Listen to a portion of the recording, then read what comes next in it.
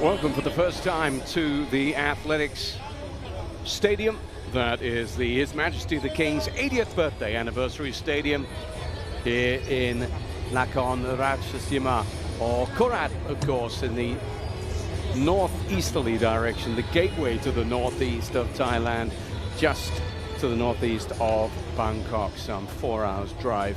And this is where we find blue skies overhead and an afternoon of track and field action coming your way in the 13th ASEAN Para Games in Thailand. Of course, following on from the SEA Games, it's the time for the superhumans of the Para Games to show their stuff. And we have a packed schedule in terms of an evening for you of the best of track and field coming your way. We'll be starting off with some field events.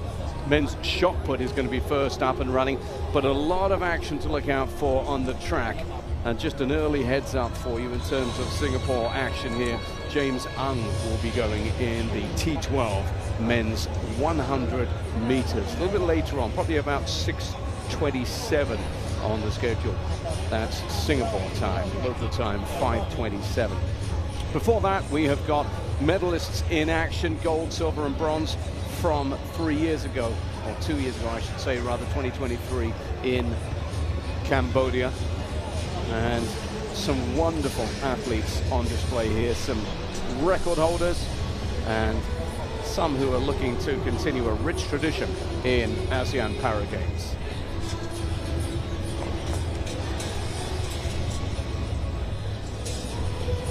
Most Singapore athletes in action in the shot put, but remember, you just have to look back 2 years, and our only gold medalist on the track and field roster was, in fact, Mohamed Diroy, a gold medalist in the F40-41 shot put.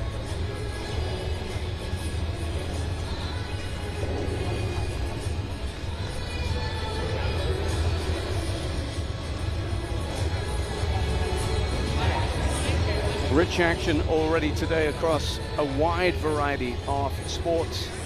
And remember, these games really do bring out the very, very best. Now in the 13th staging of the ASEAN Para Games.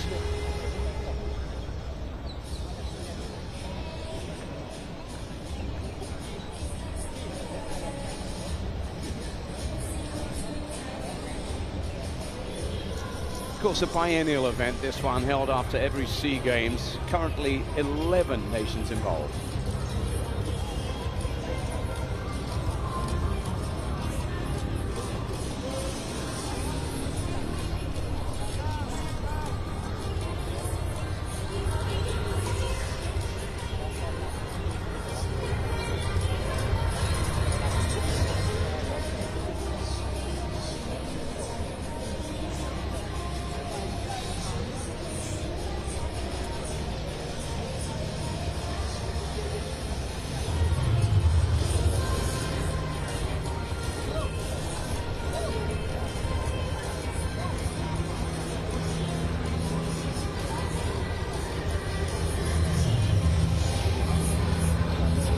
And this is where we're going to start in terms of men's long jump action here.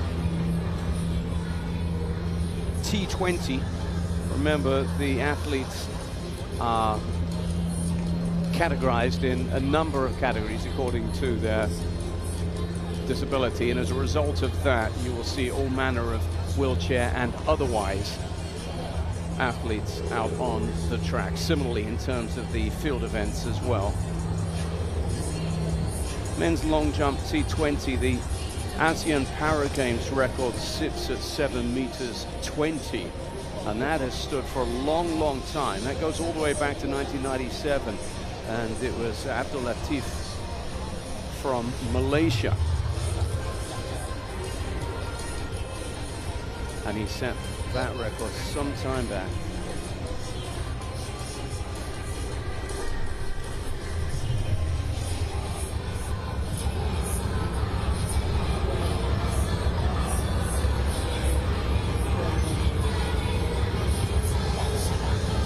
Six competitors have entered in this T20 men's long jump, straight to the final here.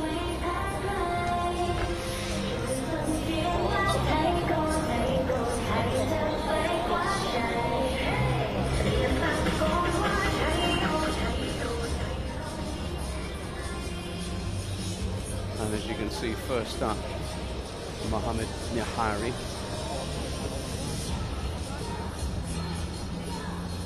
25 years old, Mohammed Zahari of Malaysia, with the honor of getting us up and running, leading off.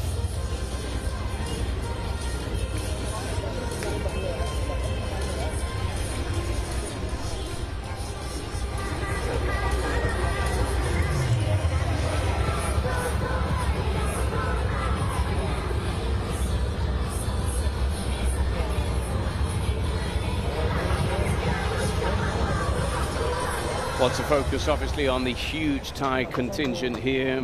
Petrit, Banawit Petrit, is going to be going, 23-year-old from Thailand. One of the younger athletes in the field. Youngest of all, though, is another Malaysian, that's Eljo Gotur, at just 22. Philippines represented by J. Philip Arce, another of the 23-year-olds. It's a fairly young field,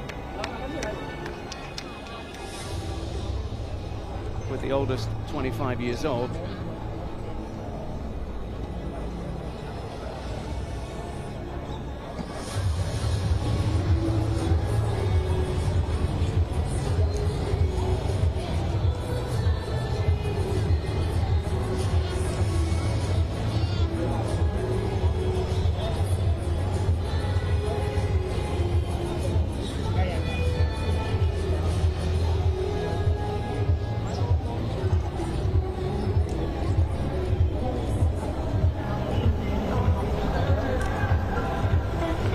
The T20 para category is for athletes with an intellectual impairment. It allows them to compete based on cognitive ability rather than any physical limitation.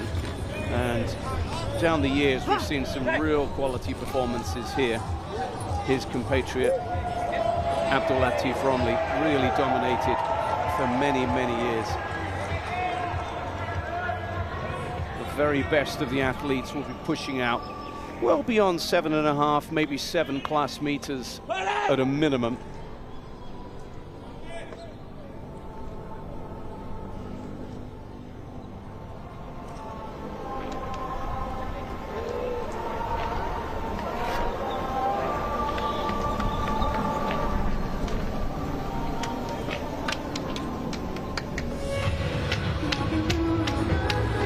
And as with any long jump event, you'll see some real personality on show. It's a really singular event, singular discipline in terms of what it demands. There's a degree of showmanship, of flamboyance about the best long jumpers, as well as the technical excellence required to compete. And then, of course, the ability to handle pressure.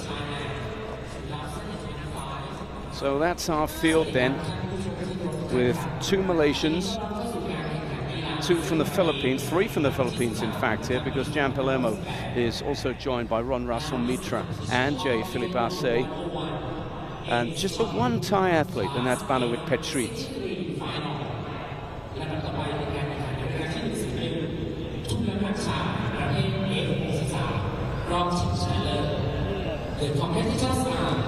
So a strong showing here from the Philippines. Of course, Malaysia, the nation that has the real tradition in this event in terms of previous wins and pedigree.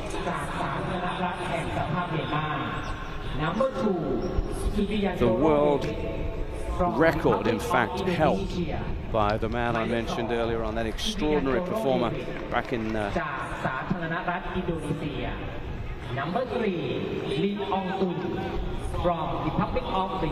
his outings both in ASEAN Para Games and also Asian competition, and then of course in World Championship competition as well, with a world record standing at 7.64. That's Abdul Latif Romli.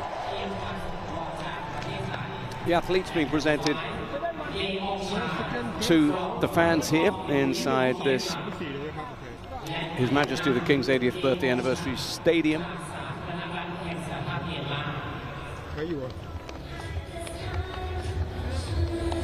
And they're scheduled to get going in just a couple of minutes. with this men's long jump T20 final, the first of our action that we'll be bringing you from the 13th ASEAN Para Games track and field.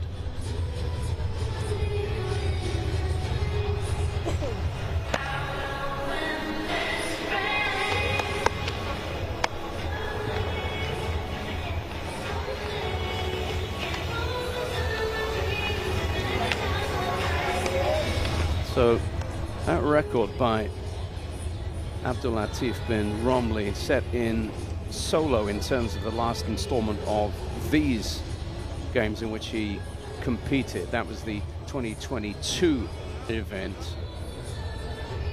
in Indonesia. And then, of course, it was in Jakarta that he set his simply extraordinary standard some 4 years earlier, back in 2018, with that 7.64 Asian and world record.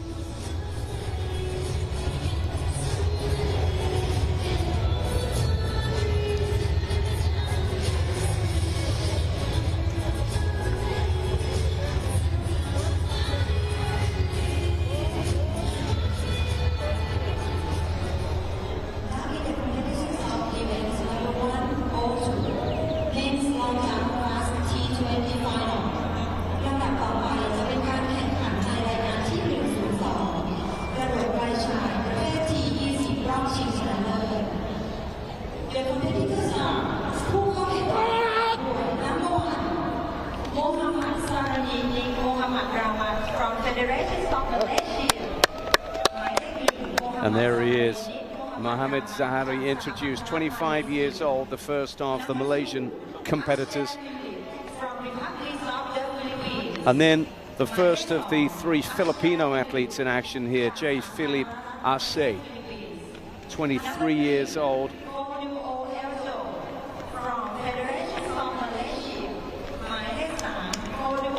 Next up we have the Malaysian Elijo Gotuo, another of the Filipinos, Ron Russell Mitra, 22-year-old.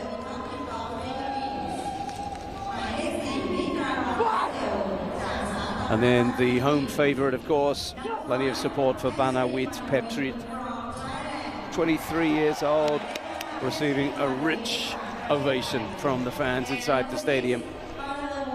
And the last we will come to is another of the Filipinos. This is Janjairo Palermo. He's another youngster at 22, like his compatriot Ron Russell Mitra. So they're all set to go then, and they will be off in just a minute or so, within seconds. In fact, you might have heard a little noise in the background. That's because we have one of the other field events up and running, and that is the men's shot put F63 final. Every chance we'll be getting a little glimpse of that at some point as well. There's a 5-athlete field in action in that one.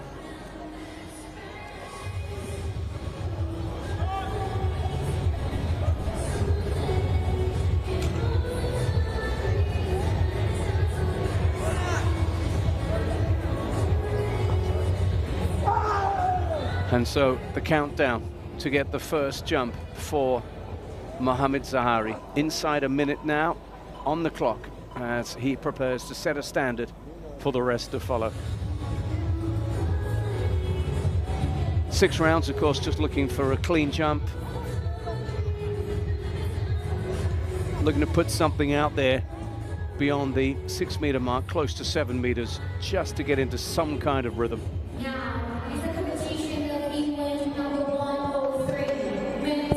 And that's a good start, solid, balanced approach. Looked clean enough on the board, gathered himself well, and is now looking to see if he set a really strong mark for the rest of the field to follow.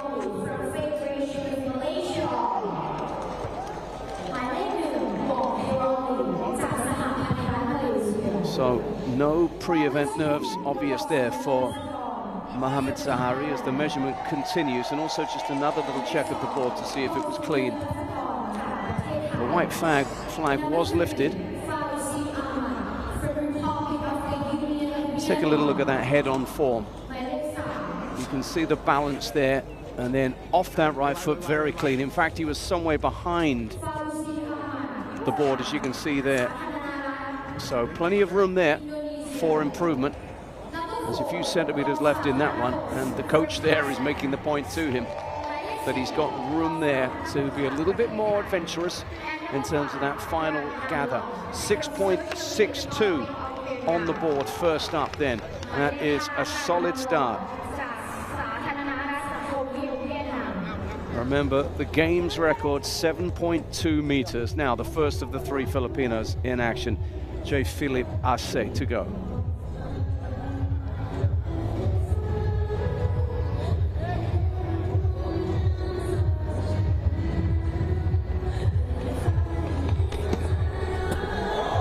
A very different style you'd have noticed there, far less bounce. More of a traditional head-down sprint towards the board, but whatever it takes, there was a good explosive movement upwards and outwards from the takeoff, but not as much height.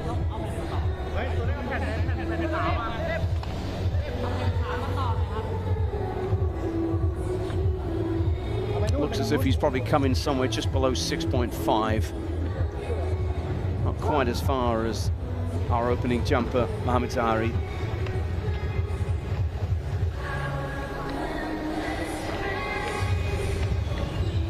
See far less bounce there, and he got a lot deeper onto the board there. That's almost ideal really there in terms of that takeoff position, and that earned him a few extra centimeters, but not a great deal of height on the jump.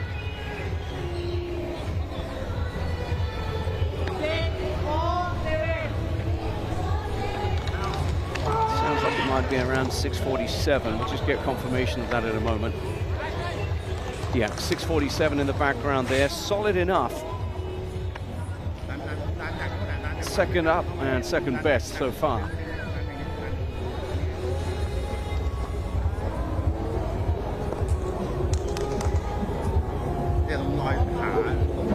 So there's confirmation, 6:47. And both of these jumpers will be happy with their starts that they've made thus far. Next up, the glamour boy of this event, Eljo Gotur of Malaysia, 22-year-old, has got the style. Let's have a look at the technique.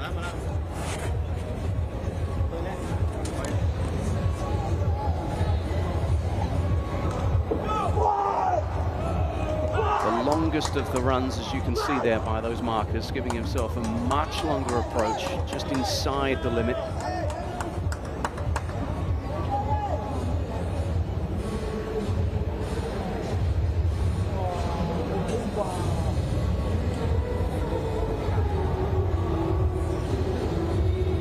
So, Gotur in the zone and ready to launch.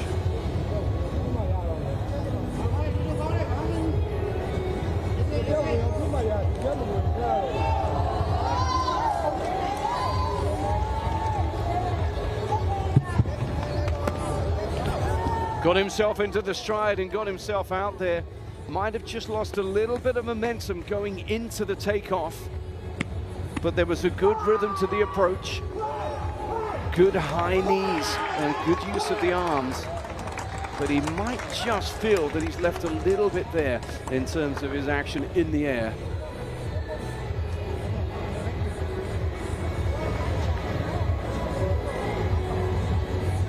Look at that pump of the arms just to get everything driving. Good on the board as well. The takeoff was excellent.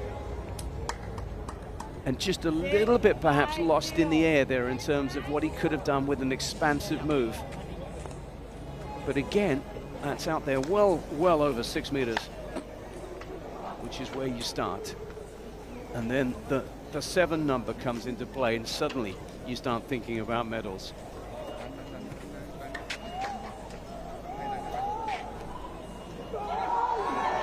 .5, that's the second best we've seen so far. Still unable to match his compatriot. Mohammed Zahari is out there with 6.62.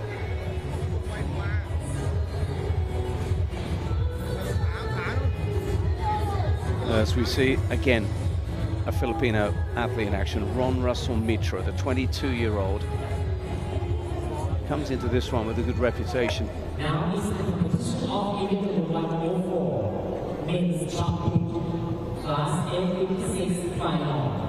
และต่อไปเป็นการแข่งขันในการที่1-4ทุกน้ำหนักชายประเภท F56 รอบชิงชนะเลิศ The competitors are ผู้เข้าแข่งประกอบด้วย Number 1 Mitra of the Philippines, our fourth jumper in this men's T20 long jump final.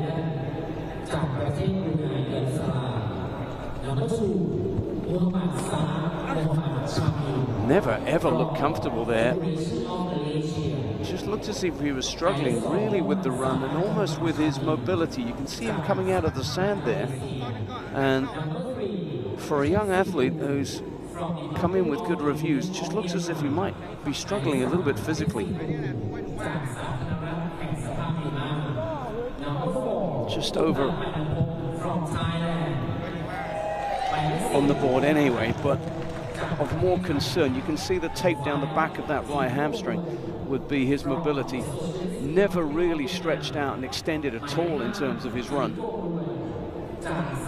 And you can see there with the reaction, yeah, both from him and from his teammate. It looks as if there is a problem with that right leg.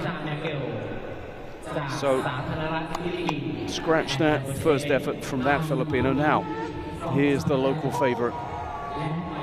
Banawit Petrit is about to go, the 23-year-old Thai.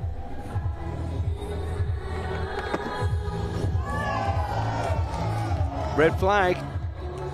Gave it everything. Just overreached, overstepped. And you could see that with that overstep, he got a long, long way out there. And that means that he's got potential.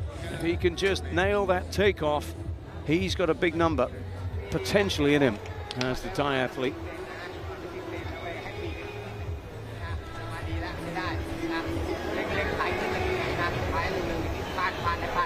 So as he gets some coaching, we'll be getting to the countdown clock shortly for the 6th and final finalist here in the men's long jump T20, which is Janjairo Palermo of the Philippines.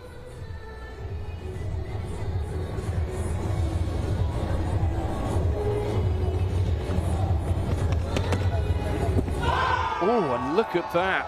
Again, a different style. It's a white flag. It's a green flag for the time, for the distance measurers. And as a result, he's now going to be looking closely because that was out there. Didn't put a lot of bounce, not an awful lot of high knees and high elbows in the approach, but he hit the board at pace and he managed to carry that pace through the air as well. This one's going to be challenging our best of the round, which currently, remember, stands at 6'62". And there it is. We'll have official confirmation in just a moment, but he might just have jumped into the lead in this one. Palermo, 6'89", the unofficial score.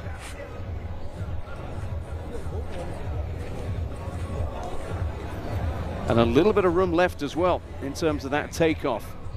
Yeah, he's quite some way back. And there it is, 6'89". That is an outstanding way to start things off for Janjairo Palermo. So just to recap our first round, there were 2 no jumps from Mitra and Petrit, but otherwise we're going to be getting back into action with Mohamed Zahari. Second best in round 1. Can he improve on his 6'62"? Now the 25-year-old, will remember, took off some way back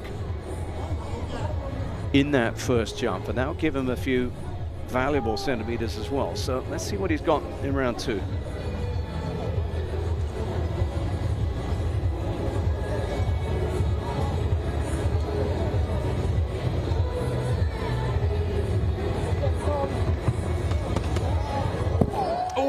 That looks big.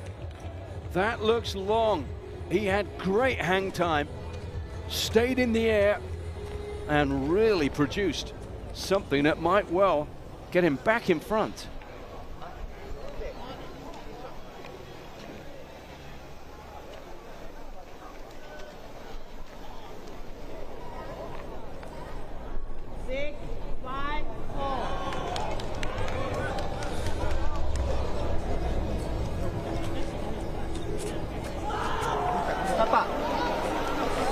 And there it is. He stays calm because he knows there's a lot left in this competition just yet.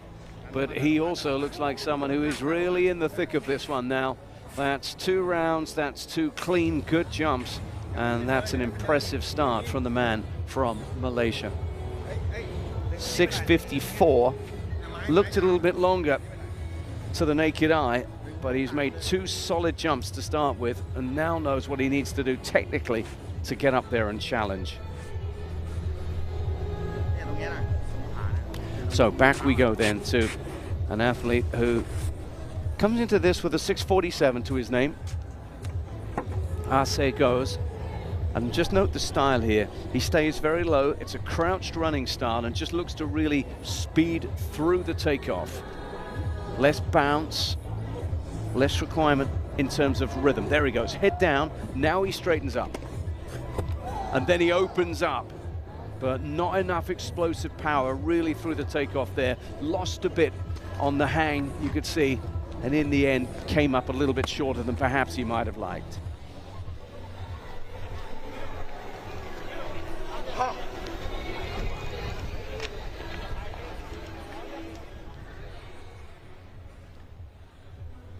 Mid-run, he looked strong, and then she lost a little bit of pace and power and took off so early.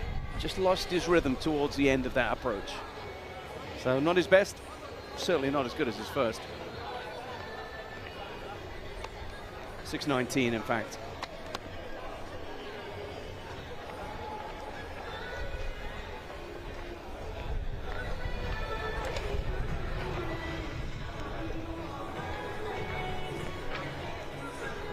So unable to improve on his opening jump. You can see exactly why and how.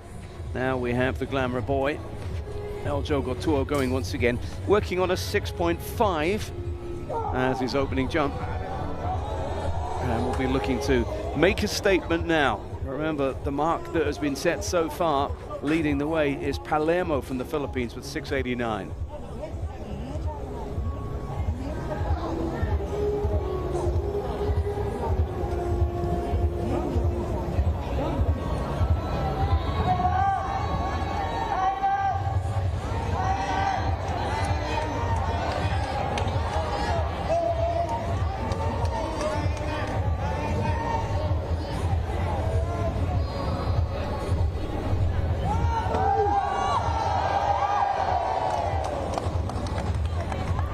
Such a measured approach, making sure he's 100% ready, and then he goes. Oh, and that's great jumping. Just shortened up the strides ahead of the takeoff, and that might have cost him a little bit of distance, but midway through the approach, he looked very well balanced. Just a few short strides in there, but look at the height he got on the takeoff.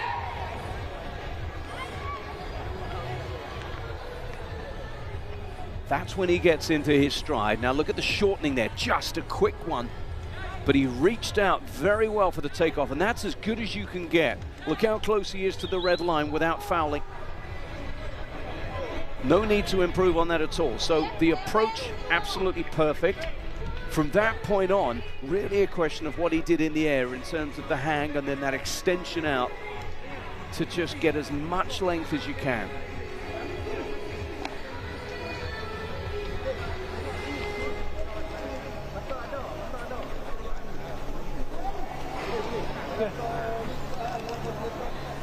.7, so 20 centimeters better, and that's a strong statement made there.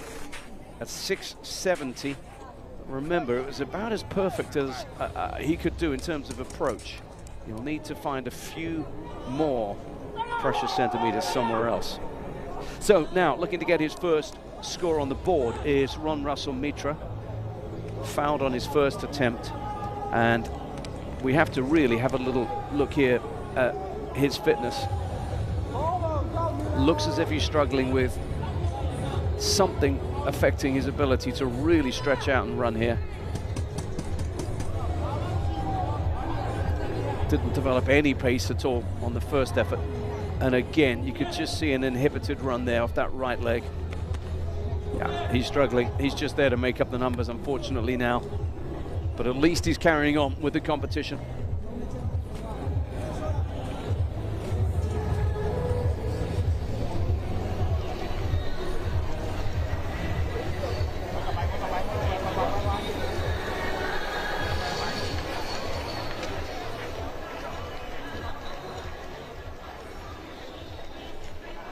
You'll just see they're unable to get any kind of power out of that right leg, and as a result, the technique, the form, and the takeoff completely affected. Look how far back he is, going almost off the wrong foot there.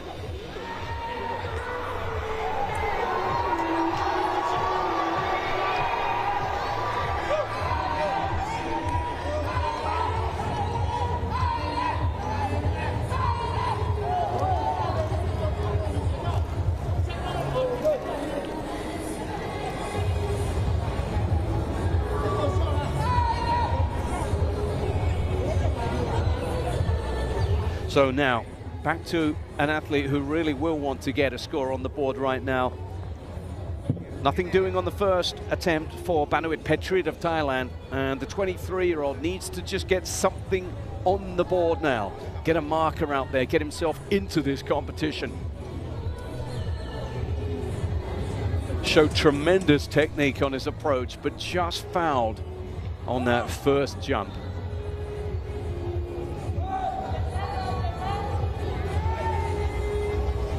And here he comes again. Good pace, good stride, but lost a little bit really on takeoff.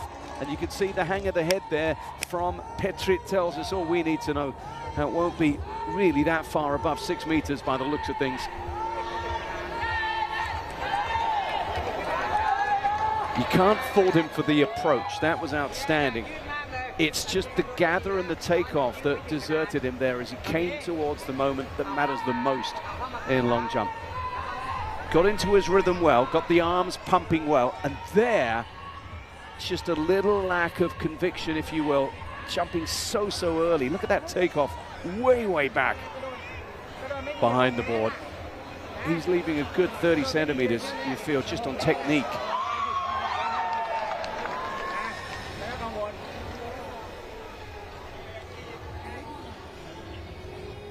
Just the 6 meters, long way off the pace. And that pace at the moment in terms of the number that you need to reach is set by the man who's going to be jumping now for the second time. Janjara Palermo from the Philippines, 6.89, a highly impressive opening jump.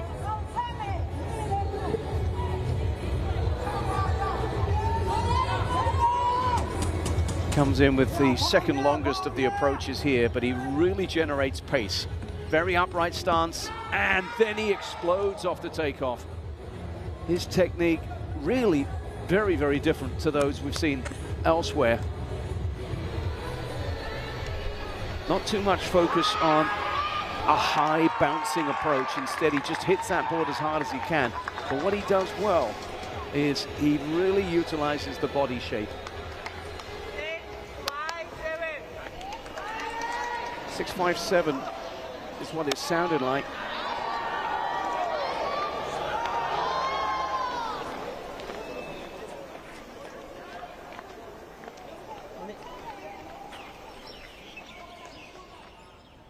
And you can see, look at that, the way he just straightens up, stands up tall, but there was just a little adjustment in terms of the two final steps into the takeoff.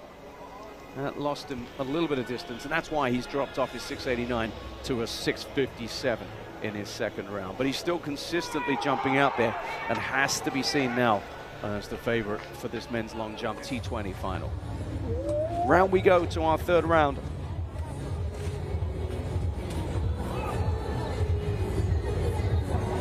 And with jumps of 6.62 and 6.52 to his name so far. Mohamed Zahari's been consistent. Has he got that big jump in him? Has he got the ability to really get out there?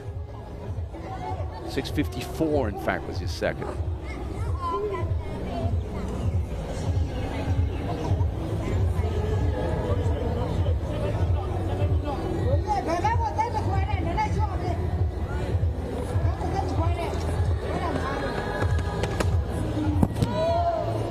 Again, just a no-nonsense approach. Not too worried about the style of the approach. More to do with what he hits that board with, and he's frustrated there because he knows that he could have delivered more. Yeah, just saying, didn't kick out, didn't really gather and then expand the body. Good pace, good takeoff, and his frustration there, a little bit too shy in terms of his ambition on the takeoff, but a little bit frustrated there. Such an interesting discipline, long jump. It's a balancing act really between being ambitious and getting the job done. The really, really good jumps are the ones where there's almost literally a leap of faith, an ability to challenge that red line and really just give yourself absolutely everything. 6.58, he's a really consistent jumper. Now, with a 6.47 and a 6.19 to his name, J. Philip Arce of the Philippines goes again. Now, midway through, third of six jumps here rather, needs to start putting some bigger numbers on the board.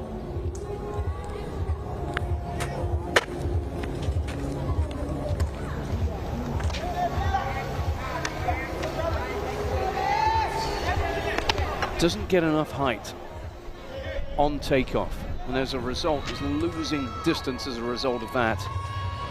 There, you can see there's no real upward trajectory. He's also taken off way, way too soon there, so that's not an improvement in any way. In fact, you'd expect that to be a backward step in terms of numbers.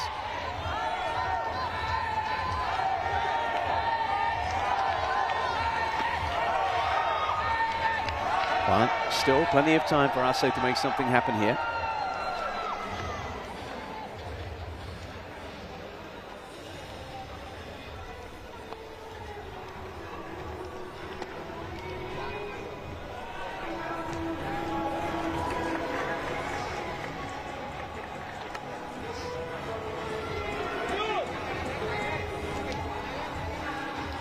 See the late afternoon, early evening shadows there, just lengthening on this stadium.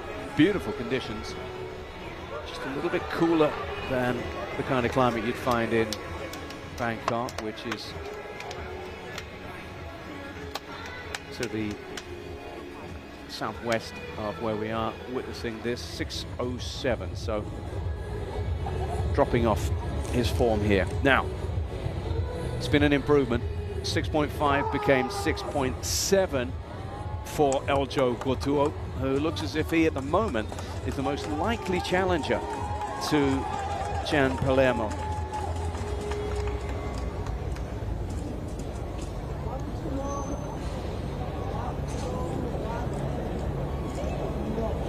Running tight for time. He's been out there a long time.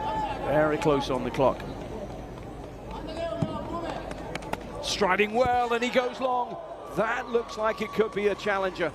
It's a clean jump, it's a good jump, and that was a case of an athlete putting it all together. This could be a very seriously good number. 6.89 is the mark that they're chasing at the moment. This is the key moment. Look at him reaching out for the takeoff there, and then wonderful in the air. Again, just about as good as you can be in terms of putting together his technique. His approach was excellent. And then in the air, just gathering and then expanding out to eke out a little bit more. Coach thinks he might have leaned back a little bit in terms of his landing, but very hard to find too much fault with that attempt there by the 22-year-old Malaysian. All eyes now on the board. 6.81, second best in the competition so far. He's just found out the number there, but that is second place behind Palermo.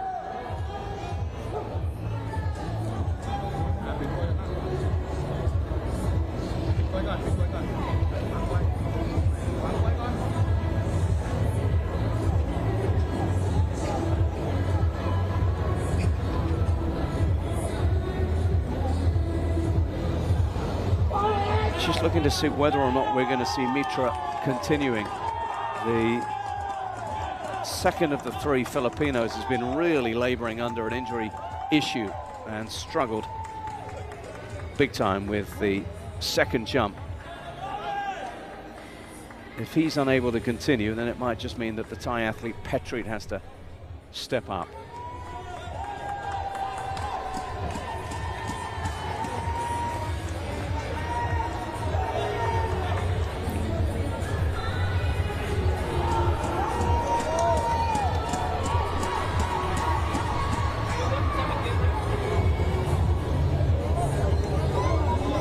There indeed is Petrit.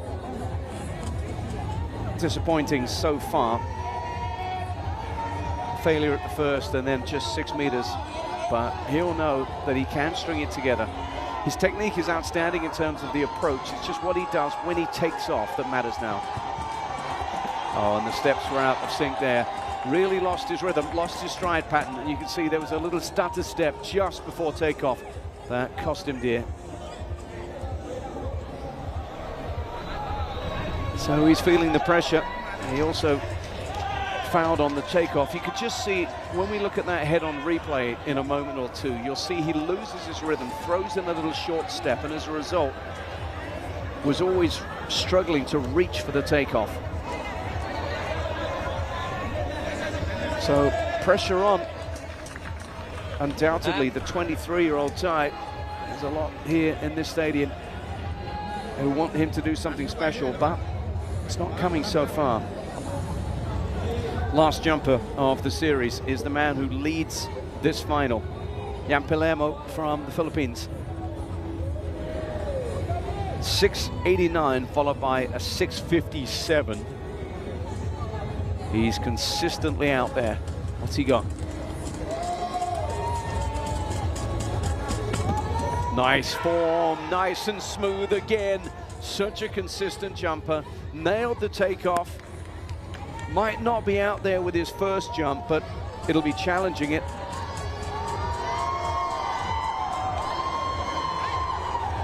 Consistently high quality performance here from the 22-year-old.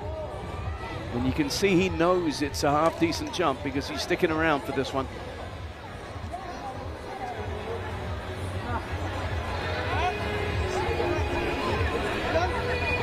Just have a little look at that takeoff there. It's as good as you can get.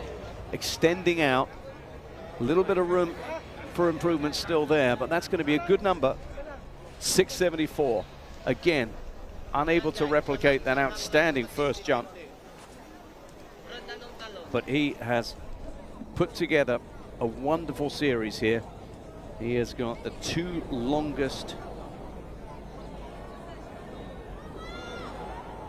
of the three longest jumps we've seen so far.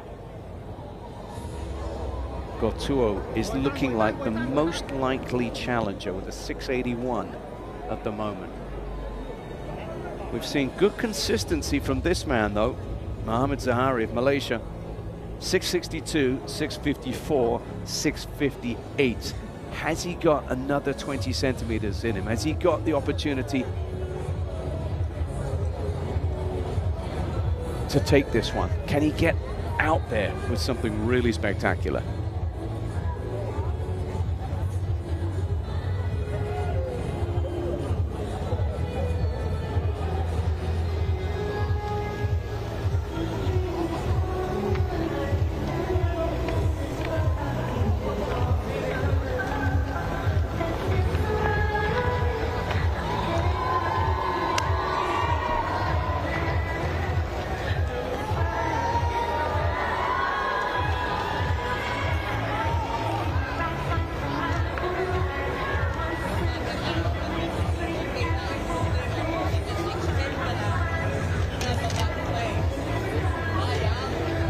And that is unfortunate, really, but Ron Russell Mitra, laboring with an injury, did his best, made 2 attempts, and in the end has had to pull out of this men's T20 long jump final.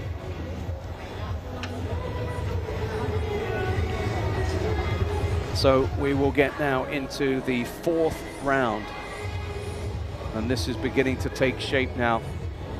Jan Palermo out in front. Eljo Gotuo with 681, some 8 centimeters behind him.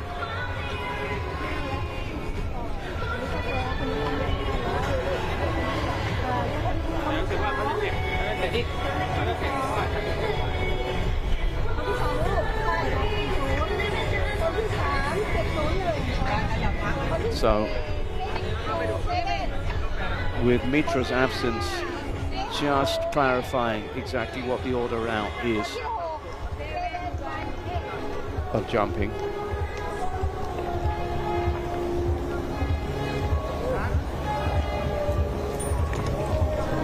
And as we come into the second set of 3 jumps, we're ordered now in terms of lowest to highest, and with just 1 decent effort to his name, and that was the 6 meters in round 2, it's going to be Petrit who goes now to lead off round 4.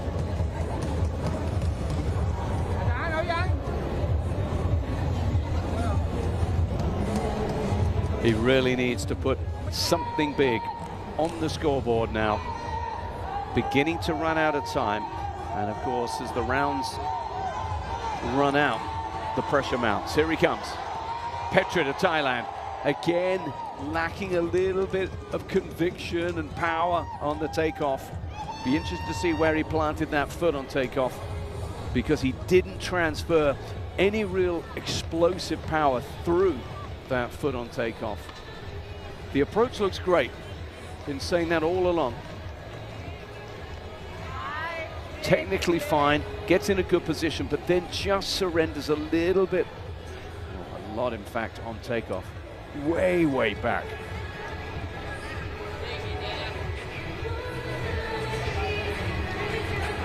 So he's got some big problems to overcome. Just looks as if it's a belief issue at the moment. Gets to the point that is the most important point and isn't reaching out, isn't stretching out for the board. 567, that's not going to do him any good whatsoever. Next up, Arce, his best performance so far, a 647, jumping right at the start. That first round, 647, gave him some belief. Here he comes with that crouch style, fast into takeoff, and again he's tidy but just doesn't have enough bounce and explosiveness off the takeoff, runs through it rather.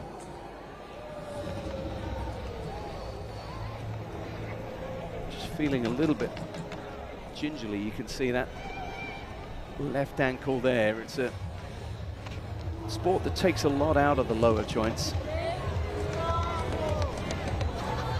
Yeah, you can see there, just a bit uncomfortable on the left foot. See if it comes from this takeoff. There he goes, way, way behind. And he actually just let that left foot drift across to the right, which means that he was a little bit less than straight up on takeoff, and that can just tweak the ankle a little bit. The other consequence, of course, is you just don't get the distance. 602 from Arce. So it's beginning really now to look as if we have 2, maybe 3 athletes really in contention here for the top spot. Next up, it's going to be Mohamed Zahari, 662, 654, 658. That's a consistent string of jumps. We know he's technically solid. Has he got a little bit more distance in it?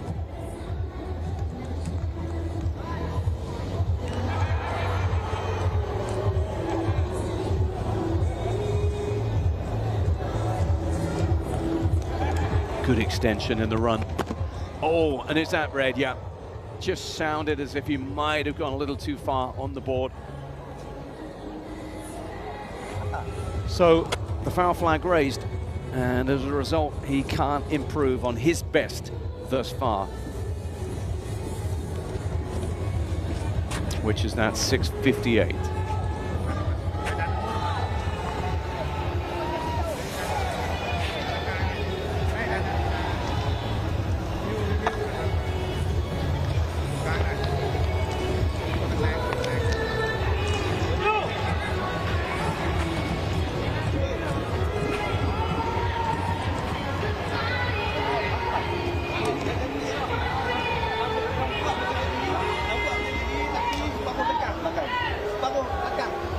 Got such a great tradition of coaching and success in para long jump, Malaysia, that you won't rule out him finding just what he needs. Now, this is the athlete from Malaysia who has really caught the eye with his last couple.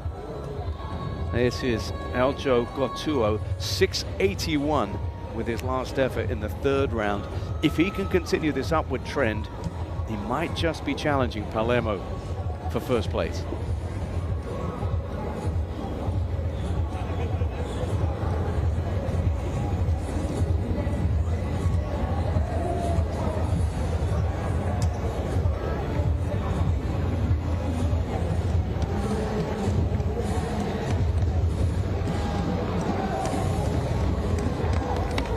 Into his stride, it's big, and that might just be the one.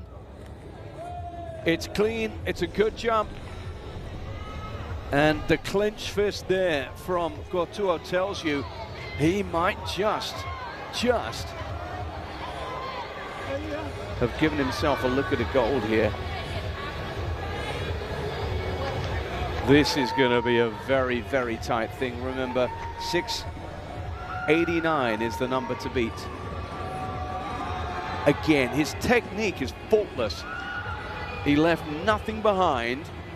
We've seen a great string of jumps from this very, very talented technician, still only 22 years old. And he really looks to be a rising star of this sport. What's the number? There are cheers from the fans. He might just have done it. It's not official yet, but he might just have snuck in front.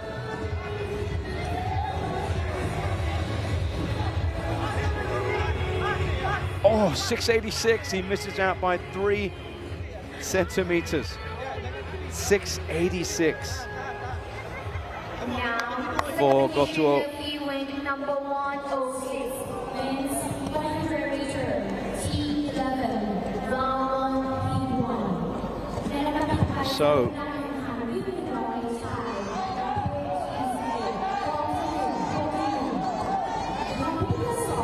our Thai jumper now, Banawit Petrit to jump. No jump from Palermo, having seen his closest rival just come up short.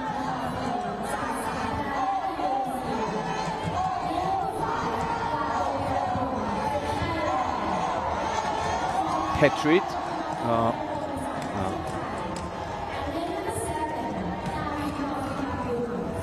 The only thing that worked him out that was the white flag. He can see now that there's a serious problem here in terms of his mobility. He has been, unfortunately, just struggling in his approach, and when that happens, you're putting the body in some very, very difficult positions, and he did just that.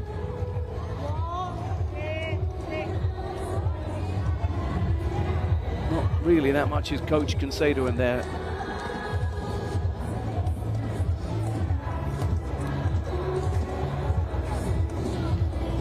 So while we have a gripping battle for the gold medal, it just looks as if one or two of these athletes are struggling to cope with the occasion. And that certainly is the case there for the 23-year-old Thai, Banawit Petrit.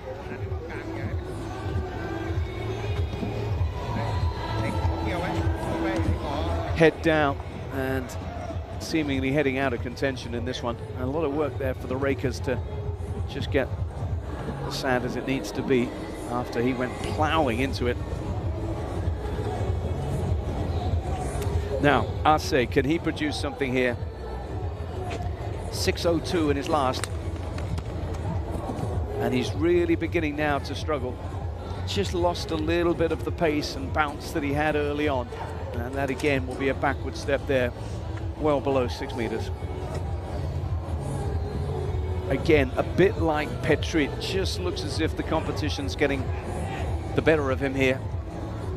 His form's gone backwards in terms of his numbers. Started with a very good 6:47, but hasn't been able to come anywhere near that with his succeeding jumps.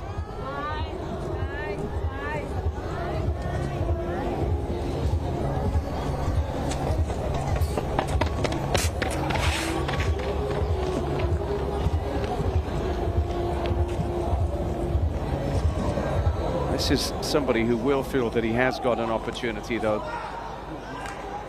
Zahari fouled on his last effort, but prior to that, a 6:62, a 6:54, and a 6:58. Now's the time in this penultimate round of jumps to try and maybe snatch it late on in this men's T20 final.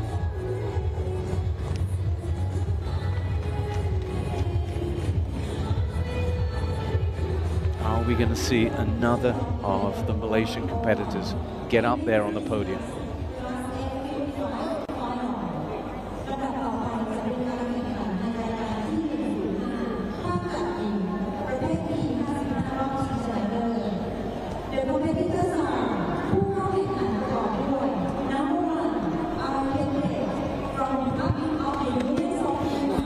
Just shortened the strides, lost the rhythm towards the approach there. You could see that rueful smile and shake of the head. Wasn't able to produce any kind of spring and power in terms of his takeoff. So the competition looks as if it's really rather falling by the wayside and turning this one into a two-man competition for the gold medal. Palermo by 3 centimeters leads from Gotuo right now. That's the competition to win this one, you feel. Will we see a jump in this round from the man out in front? Of course, he will wait and see what Gotuo manages first of all, though. And it is the other Malaysian who is scheduled to go next. This could be one of the most important jumps of this final. Here he comes. He knows that he has to get in front of Palermo going into the final round of jumps. He's got to try and put some pressure on the Filipino, who was happy to just sit it out in the last round, protecting his lead and, of course, his energy. All the way back, looking to bring pace and power to his approach, which has been almost faultless throughout here from Gotuo. He has been outstanding in terms of what he does when he hits that board, but has he got just an extra couple of centimeters in terms of what happens in the air and on landing?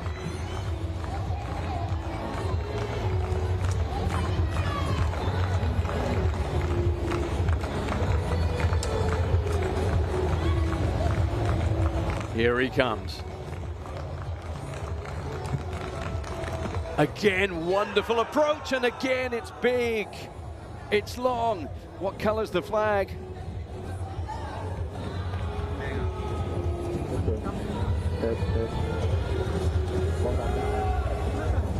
Just having a little look at where he was in his lane then, on approach.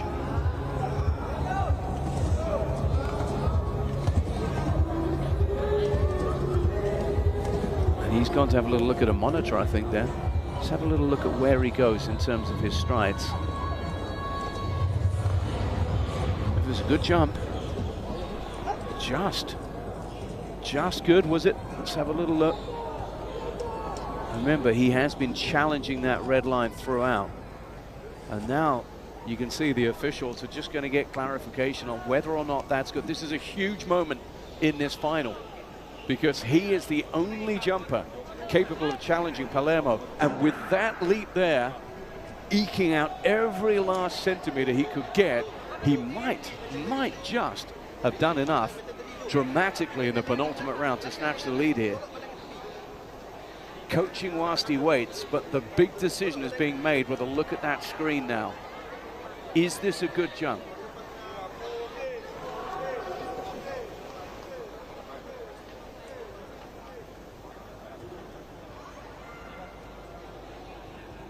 Is this a decision with the naked eye? Is there the tech to deal with that?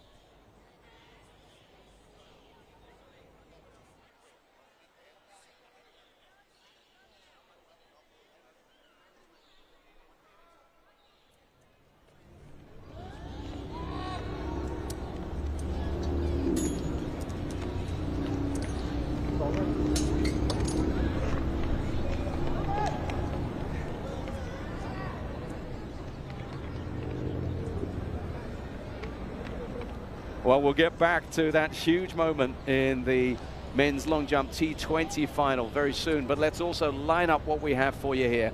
It's the para-athletics on the track coming your way.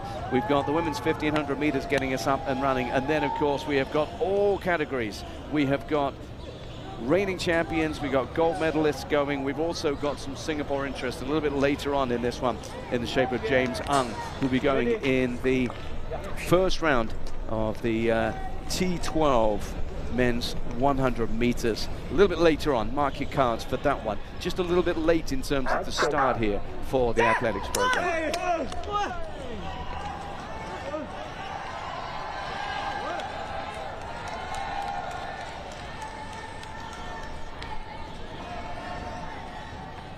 Men's 100 meters class T11, just featuring 3 athletes, but amongst them the 2023 ASEAN Para Games gold medalist from Cambodia. That's Indonesia's Ruli Al-Kafi Mubarak.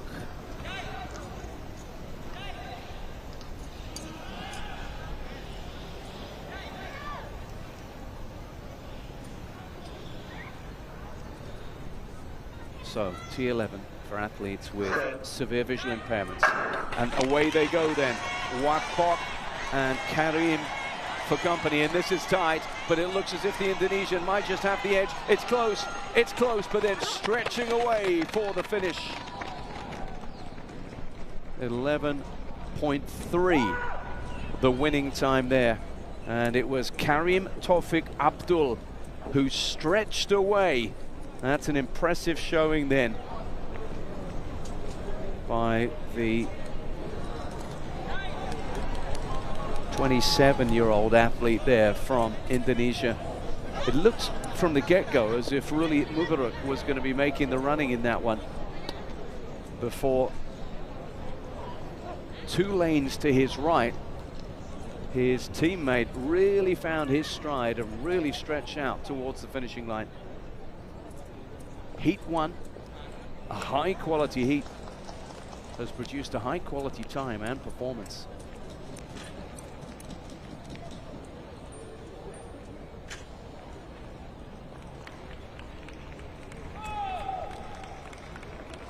Well, that was the Thai athlete, Pirapon Wapok, but he was sandwiched by 2 Indonesians, and it was the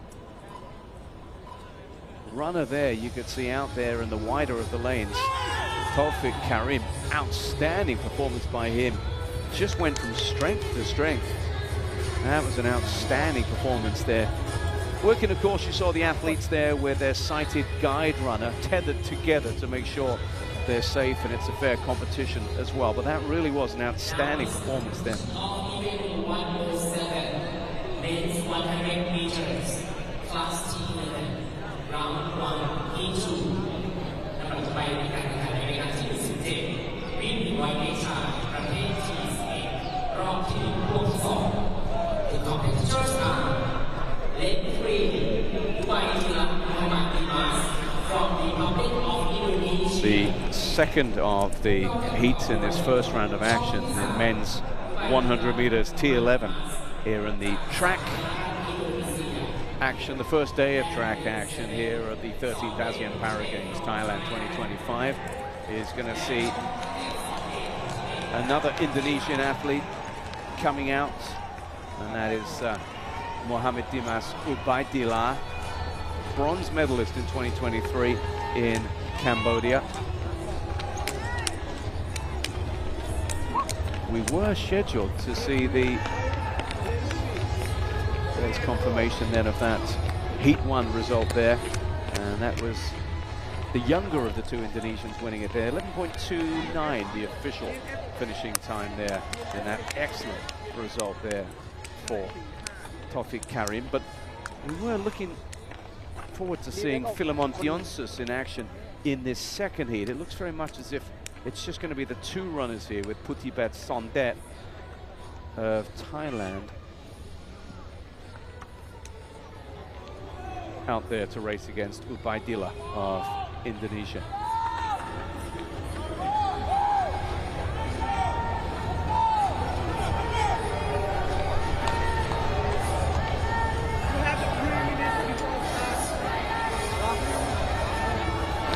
And it looks very much as if confirmation is forthcoming that might just be a games record set in the first heat there by Taufik Karim. Games record previously set in Cambodia by Ruli Al-Kafi Mubarak, the runner he just beat in that previous race just there. And that games record at 11.44. So that's some start if we have seen a games record set in our very first heat.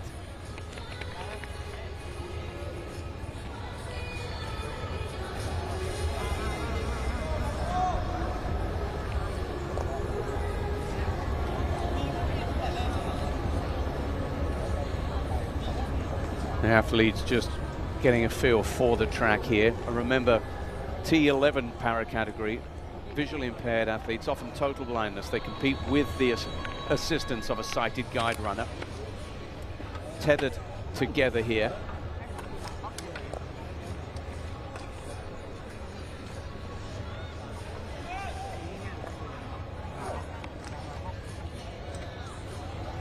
And there is Sondet, Putibet Sondet, the 21-year-old from Thailand. And it is just looking like it's going to be the two runners in this one, with 22-year-old Muhammad Ubaidillah from Indonesia going in a head-to-head with Putibet Sondet. The Indonesian will start as the favorite here, bronze medalist in 2023 in Cambodia. As the guide just sorts out the blocks, making sure everything is as it needs to be. And then it's a question of placement, positioning, and then the tether will come out. A little start practice there. And it's a great insight into what it takes for these amazing athletes to do what they do.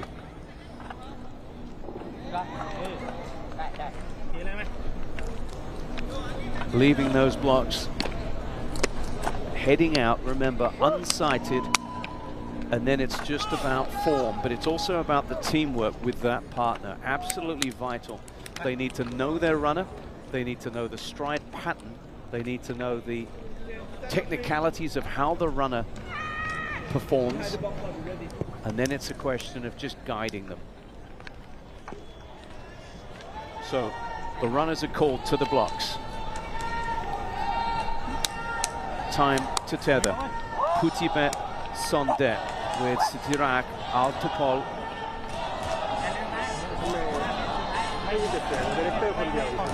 A teammate not involved. It's Muhammad Ubaidillah, the 22-year-old.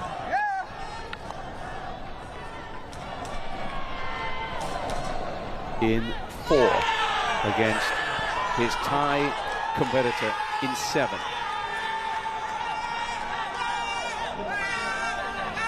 Crowd making plenty of noise ahead of this one, as both runners look to just get themselves set properly.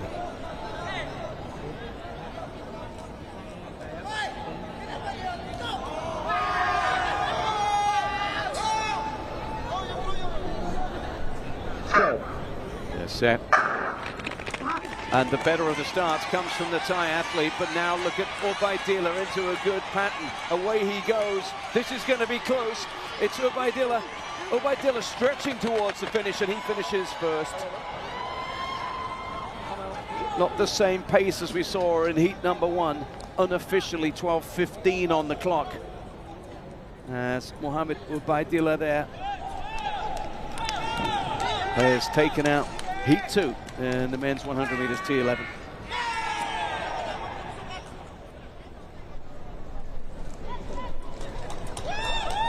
A little bit slow getting out the blocks, but once he got into his stride, because it was a good start by the Thai athlete, you could just see there those arms really working, the knees high from Ubaidillah, and then his form carried him across that line. Finished very well, finished strongly.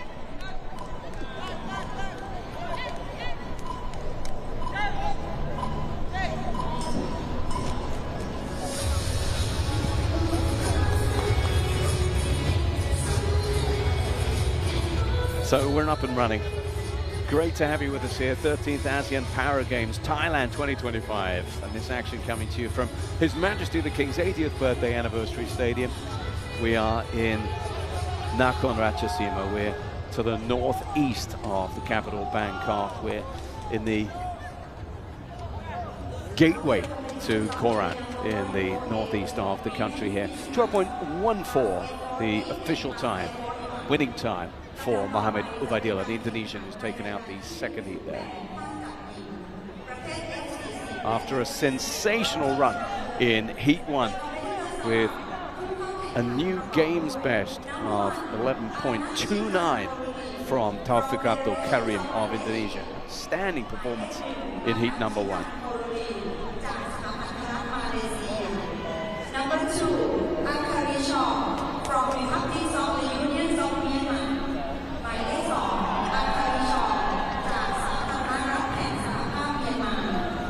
Number 3, from Federation of Malaysia.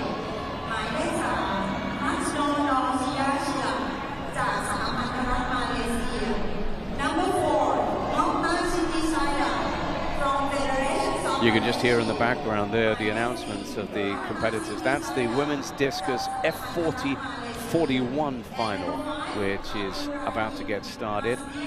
5 athletes competing in that one.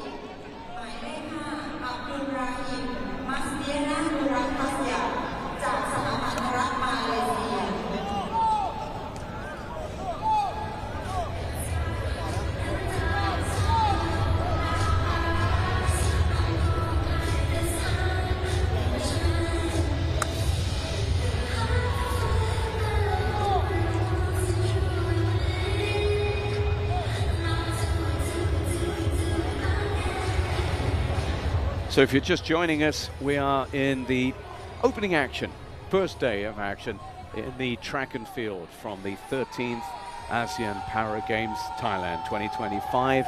We've seen action both in terms of track and field thus far, just really getting into the track action, but plenty going on so far already in terms of the field.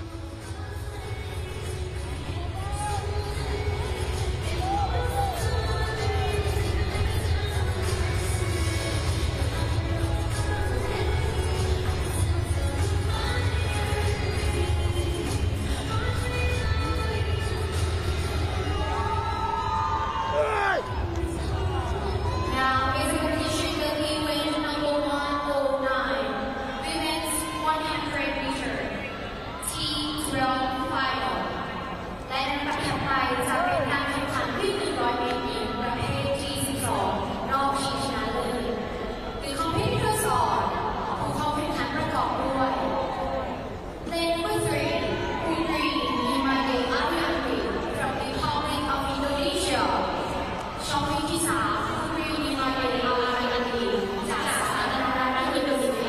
And here come the competitors in the women's 100 meters. We're in T12 category here for the visually impaired. So you'll see the guide runners as well in action here. And the runners introduced now. Sumali Nusanin of Thailand. And the Vietnamese runner is Thao Duyen Din, whose visual impairment is such that she will be running without a guide runner, the other two with guides. Now, the Vietnamese runner was the silver medalist in Cambodia 2 years ago, but she's got for company in the inside lane there in 3, Nimadi Arianti Putri, the champion, the gold medalist in Cambodia 2023. So she really is the class act in this field. 29 years old right now, the Indonesian, highly experienced runner.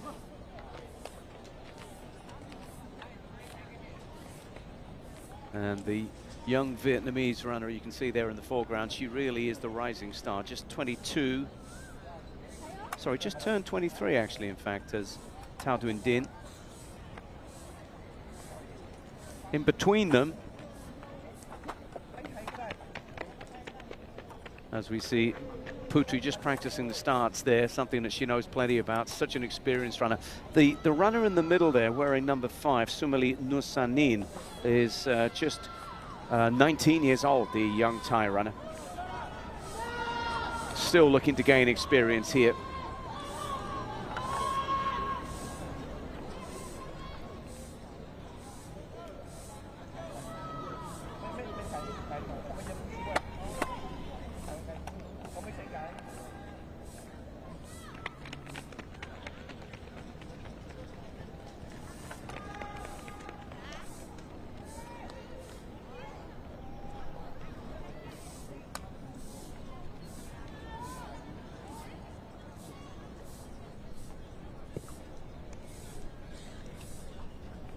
T11's an interesting category. It's a case of a near total visual impairment, and of course there are distances marked out in terms of what can be seen, and that's why you'll see that there's no guide runner with the Vietnamese runner here. A visual impairment that means that she is able to run the lane, and it'll be interesting to see just how she negotiates that challenge.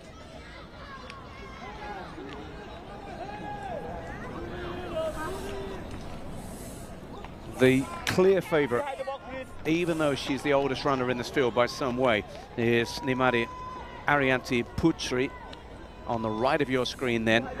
Sumali Nusanin between the two favorites for this one, and then it is on her own Thao Duyen Din as they're called to their marks.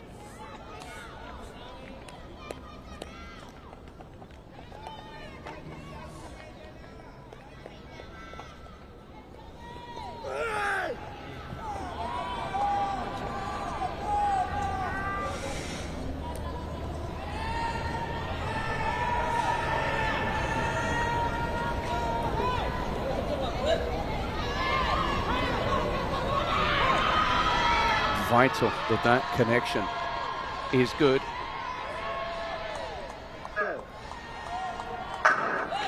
And away they go with the strongest start coming from Putri, and look at her stretch out, look at her quality here. She's running within herself here now, and she's opened up a huge lead. In a 100 meters, she takes this one out comfortably, and it is second place for Sumali Nusanin, and then a long way back, the silver medalist from Cambodia, Thao Duyen Din, never really got into any kind of stride there, but that tells you just what you need to know about the quality of this woman. An outstanding athlete there, led from start to finish and stretched away throughout there. 12.84.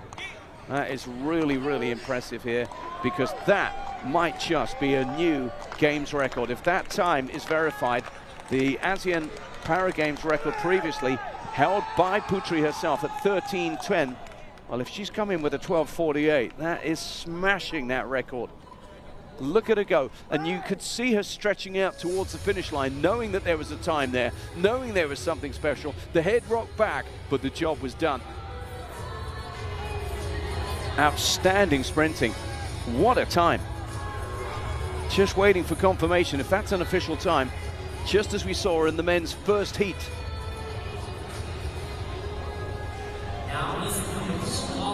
An ASEAN Para Games best from the brilliant Indonesian.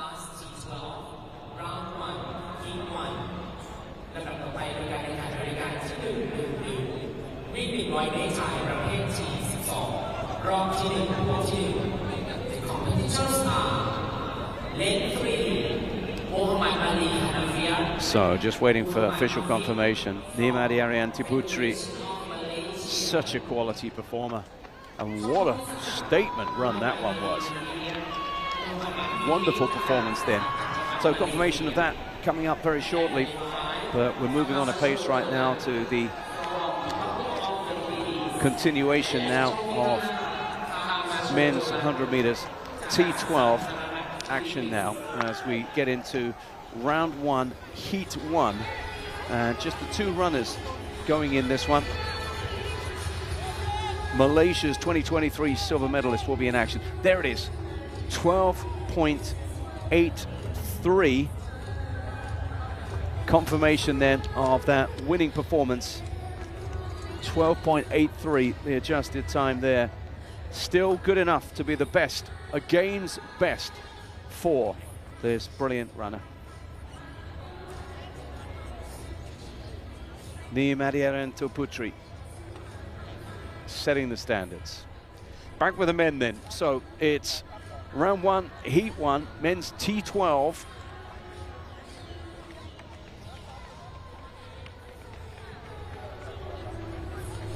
And this features runners with a significant visual impairment. Neither of these runners requiring a sighted guide. So we have Muhammad Ali Hanafia from Malaysia.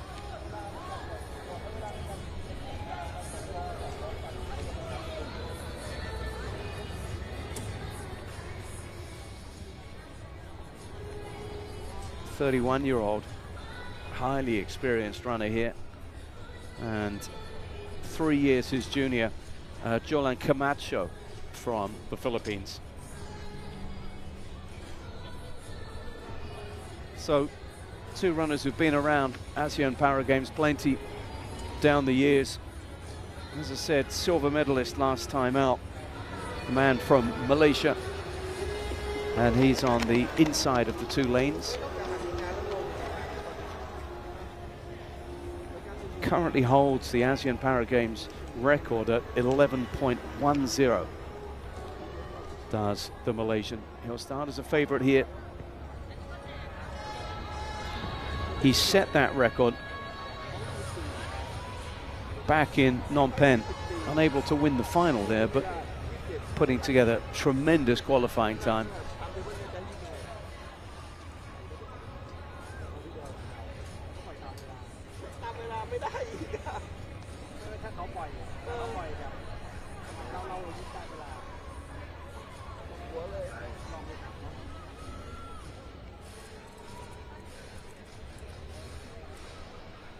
Just in some form of context, the best in Asia ever. Asian record was 10.91. China's Li Yansong, set back in Britain, in London in 2012. So here he is, Muhammad Ali Hanafia, such an impressive performer down the years, showing no signs of slowing up or letting up as he gets into his 30s.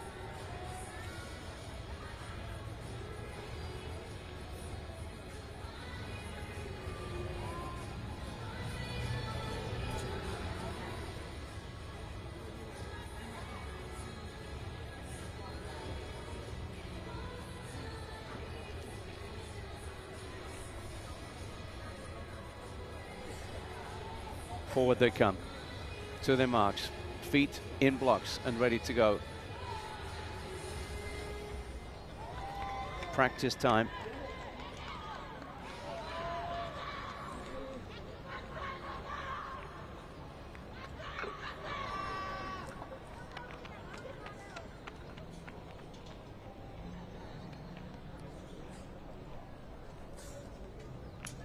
He was in action, Hanafia, at the Asian Para Games in Hangzhou, China, earlier on this year.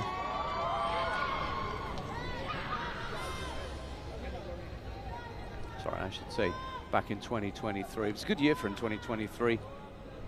Outstanding at the Asian Para Games. And the Johor-born athlete is somebody who really has been an outstanding performer across regional and continental competition.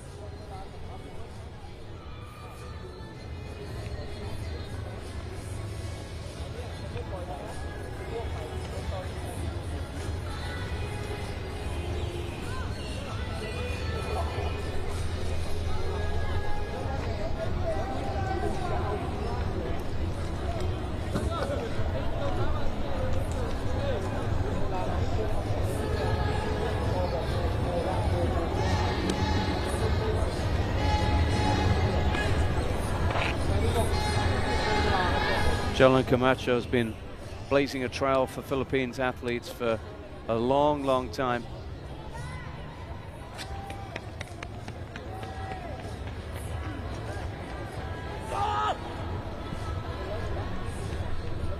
Tremendous support there from the delegations as their athletes give it their all.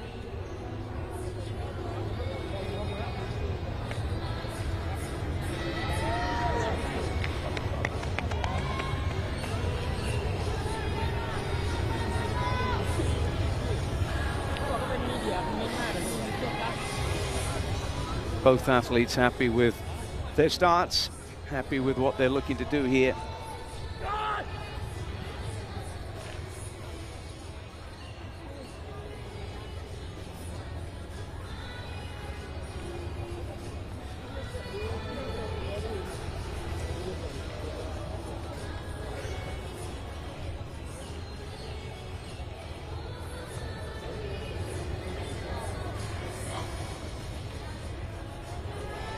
Camacho's a very versatile athlete, the man you're looking at there. He's competed in the past in long jump competition, T12 category as well. So very, very versatile. Has the form, has the ability to deliver in the longer run, in the 100 meters on the track.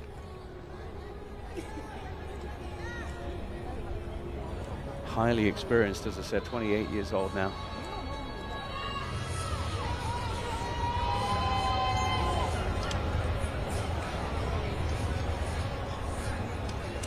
And of course, what makes these athletes so special is that with the visual impairment, they not only have to focus on the form and the technique and the drive needed to get the feet on the track and eat up that track as quickly as possible. There's also the added distraction of direction, and that's what makes it such a difficult challenge for them.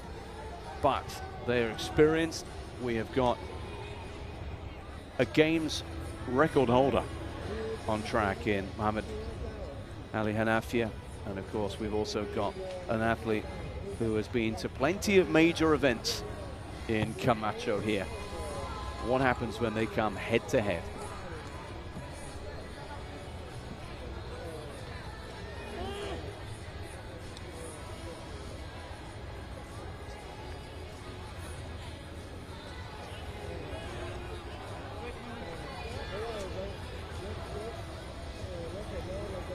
Shadows falling on this track now in Nakhon Ratchasima. We're in Korat, where it's just cooling down a little bit as we come towards the evening in Thailand. Perfect conditions, barely any wind.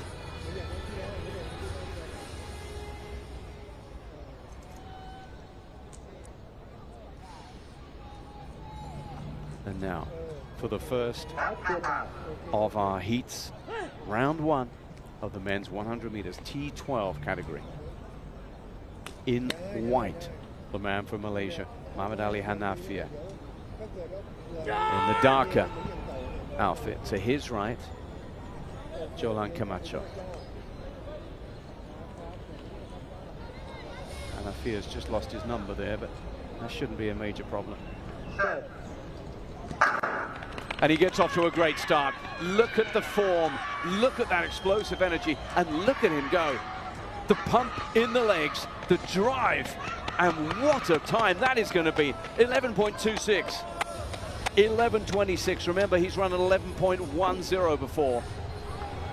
So unofficially 11.26. And that shows you all you need to know about a man who just gets better and better. Outstanding performance then by the Malaysian.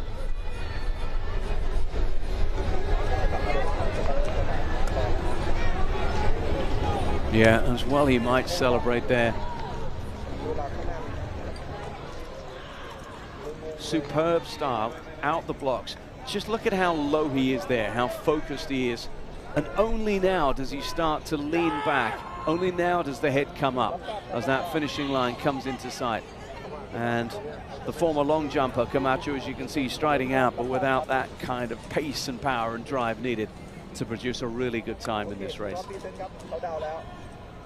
So comfortable as you like then for the silver medalist from Cambodia 2 years ago, as he sets path for more medal success here at the ASEAN Para Games.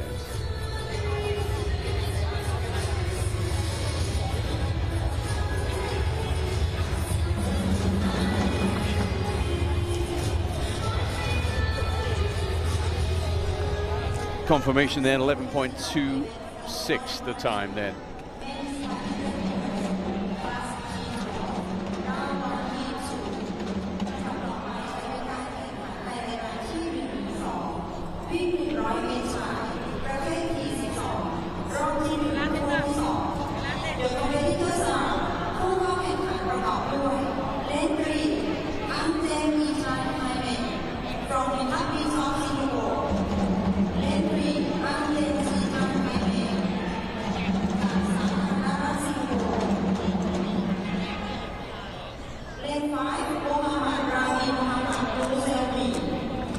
So this is a moment that we've been waiting for as we go back now to take a little look at what happened in the men's long jump. That was a huge, red flag jump from the highly impressive Malaysian jumper Eljo Gotuo. But that was the big moment there in determining whether or not he would be able to overcome Jan Palermo, who set the pace in the men's long jump T20 final right from the start.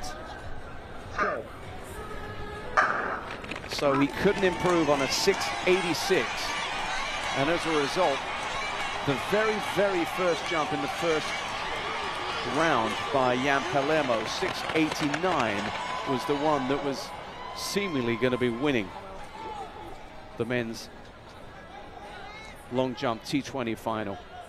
The only other jumper consistently over 6.5, Malaysia's Mohamed Zahari, with a last attempt to try and nail the gold, but unable to get out near that 7-meter mark.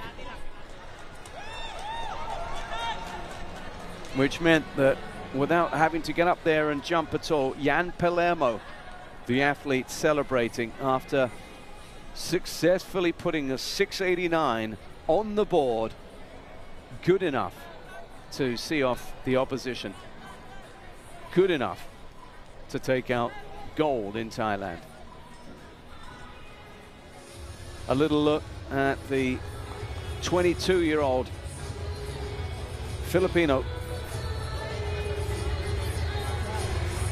who really, having set that outstanding 6.89 in the first round, never really had to get out and do too much more. Out comes the flag, out comes the celebration of a very worthy winner, Jan Palermo of the Philippines, celebrating victory in the men's long jump T20. But he was pushed hard, and you can see just how close the 22-year-old Malaysian Eljo Gotuo came, particularly giving everything with that final jump, just fouling though, and as a result it wasn't to be. Philippines had 3 competitors in that men's final, and one of them coming out on top. Yan Palermo there, celebrating with teammates. J. Felipe Arce and Ron Russell Mitra, the 2 other Filipinos.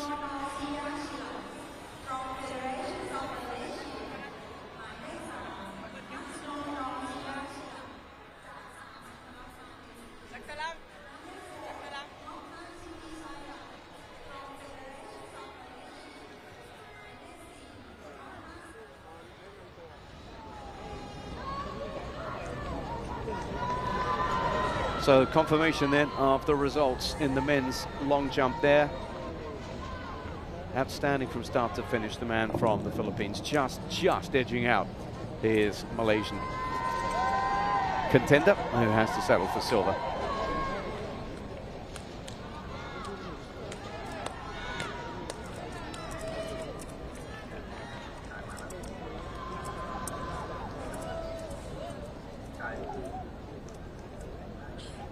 So now we have our Singaporean star in action.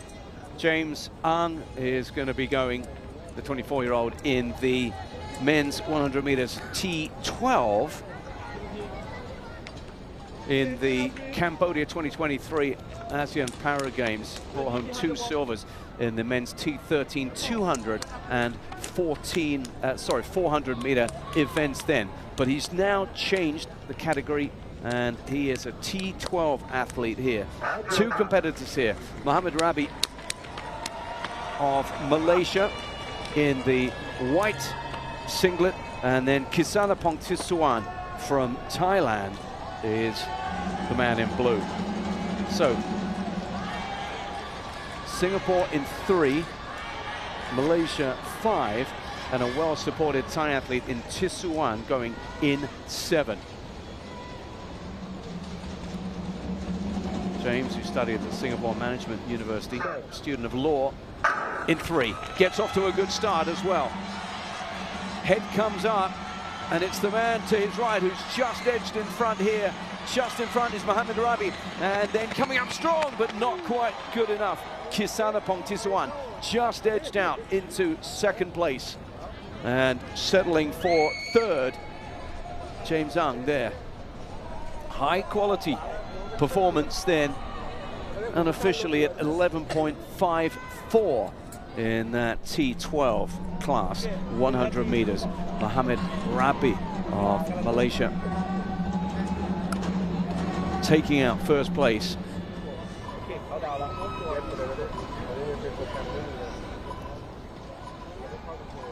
It was a good start by the Singaporean on the inside lane, but look at the balance and look at the form there of the man from Malaysia, who just reached his stride, and you could see there James just straining for the line, but it was a strong finish from Kisanapong.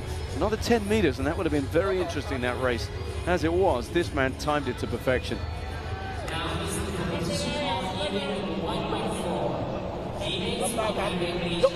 So 11.53 to 11.57 and 11.76, 3rd place there for James Ang. High quality field that. Wasn't too much between those 3 runners at all in terms of timings there.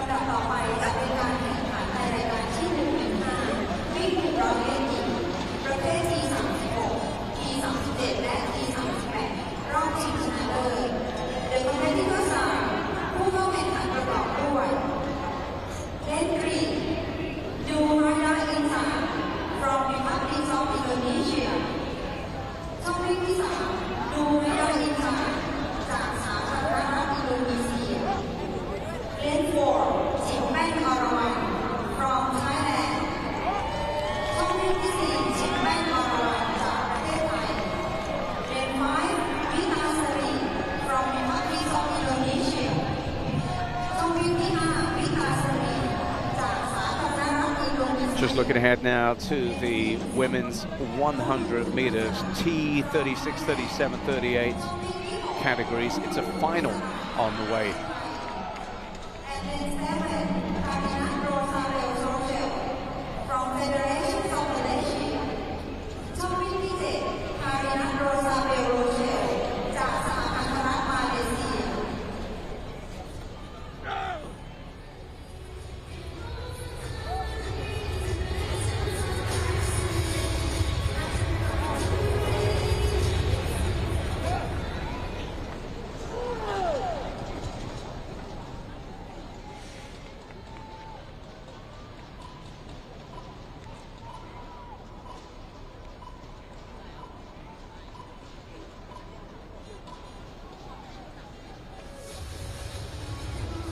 In the meantime, the field activity continues. We've got women's javelin F56 underway.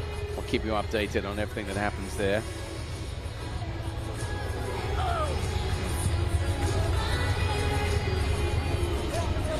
Now, examination with event number 113, women's javelin F56 final. และในประเภทไปจะเป็นการแข่งขันในรายการ113คู่แข่งหญิงประเภท F56 รอบชิงชนะเลิศ The competitors are ผู้เข้าแข่งขันประกอบด้วย Number 1 family from Republic of Indonesia หมายเลข1 family จากสาธารณรัฐอินโดนีเซีย Number 2 ชัยธงรัตน์พงษ์เพชร from Thailand หมายเลข2 ชัยธงรัตน์พงษ์เพชรจากประเทศไทย and number 3 จงมีกวัน from Socialist Republic of Vietnam หมายเลข3 จงมีกวันจากสาธารณรัฐสังคมนิยมเวียดนาม So we're turning our attention now to the women's 100 meters, which is in the T36, 37, 38 categories. And that classification is for those designated for ambulant walking athletes with coordination impairments. There could be cerebral palsy, ataxia, apoptosis, affecting movement and balance. This is obviously 3 different categories in one.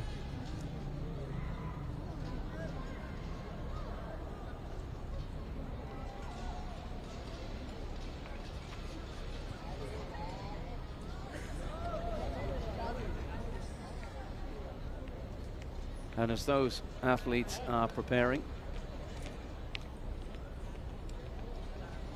we're taking a little look here at the gold medalist in 2017 and silver in 2022 and 23. That was Insan Nurhaida you saw then. Now this is Arwan Chimpayan of Thailand, gold medalist in 2022 and 2023. Really the quality act in this field here. T37 athlete. Nurhaida is a T36. Next up from Indonesia, Vitasari, a T36 athlete. And outside her, Supatsara Luyu of Thailand, silver medalist in 2017, bronze in 2022 and 2023. And then outside her, Malaysia's Rosabel Parinus, a T36 athlete. Give you an idea of timings here. The ASEAN Para Games records between 16:16 for the T36 and for the T37s 15:17.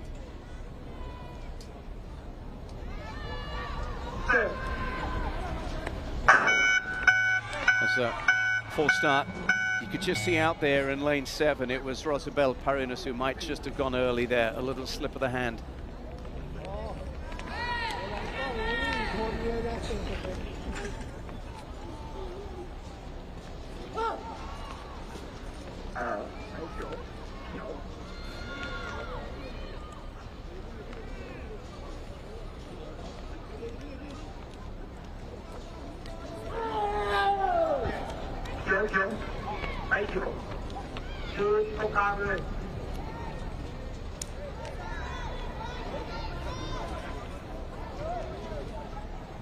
So anxious moments for the Malaysian athlete there. You could see there was just a little stumble forward And this is very, very unfortunate.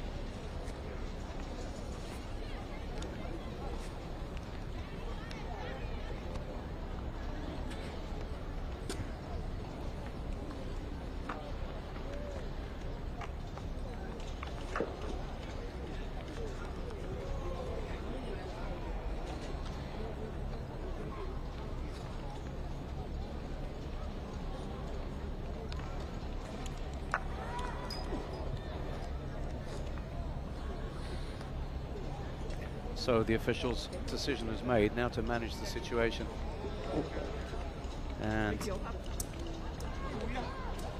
athlete number 614, Rosabelle Parinas, the one that has been the subject of attention. But on they go for the restart.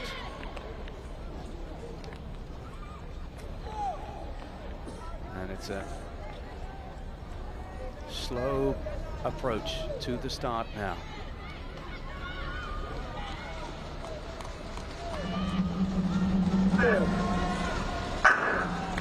And it's a good start in lane 3 from Insan Nohaida. She's leading the way, coming through in the middle strongly though, Vitasari, but it's Arwan Chimpayan, the Thai athlete, who looks as if she's going to take this one, stretching through to the finish and finishing in style. It's Chimpayan who takes it from Vitasari. Nohaida in third, and that's an impressive run, 14.6. That could absolutely smash the game's record here. Fantastic performance by her. Arwan Chimpayan, 14.60 with a games record in the T37 of 15.17. She was off to a slow start, but look at that. A third of the way through, really powering past the Indonesian rival to her right. And we saw a strong finish there from the Malaysian, Rosabelle Parinas there, who understandably was a little cautious off the start after the false start prior to that. But look at the form across the finishing line then from the Thai athlete. Outstanding then from the 23-year-old. And she and her teammate Supatsara Luyu proudly with the Thai flag. As it's great to see Parinas of Malaysia there also out to celebrate as well.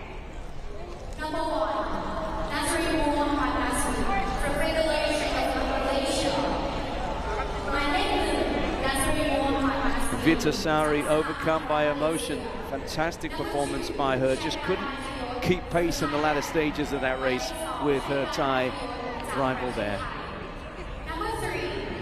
Earlier on, just the one athlete involved in the women's 100 meters T13, and that was Sabri Rositi of Malaysia. So just confirmation that that final, obviously the gold medal going to the one athlete there.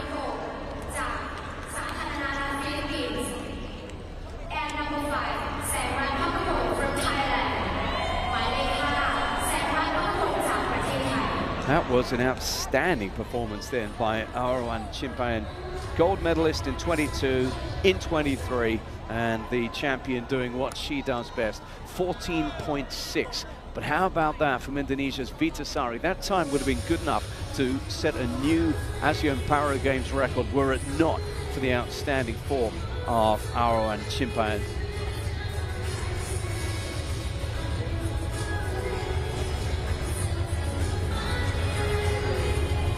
So we've seen plenty of new games records set on the track. We saw 2 in the men's 100-meter heats earlier on. We've seen now another, this time though in the final, as it's a hat-trick of gold medals for Arwan Chimpayan.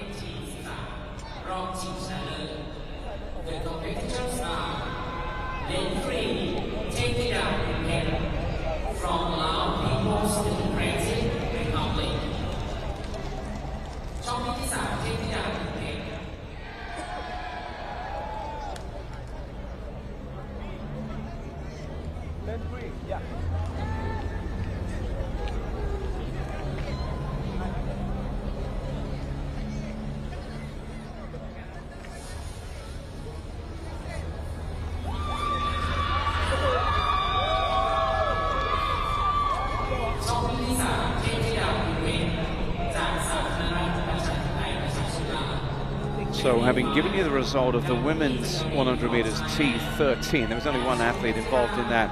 We have two going in the final now of the men's 100 meter T13. You've already seen the Laotian athlete Bumpet Teptida, who's out there already, bronze medalist in 2023 and also in 2022. And he is up against the favorite to win this one, the gold medalist from 2022 and 23. That's Thailand's Jacqueline Damunmi.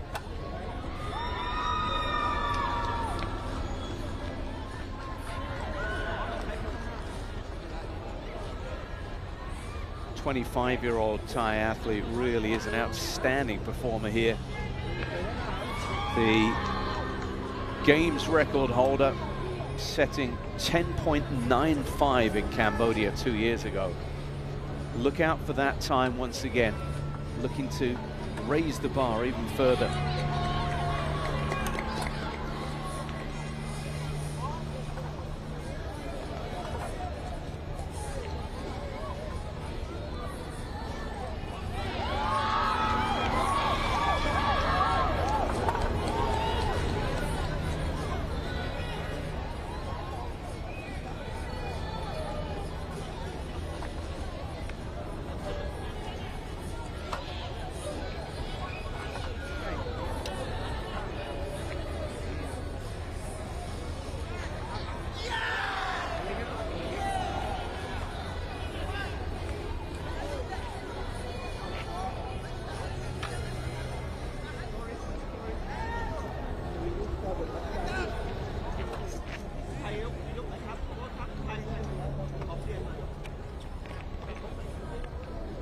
Look at that.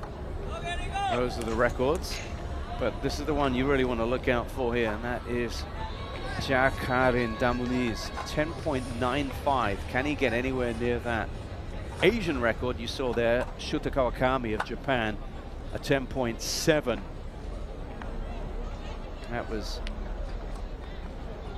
set in 2024 in Kobe. But 10.95. That's the mark that he'll be looking to improve on.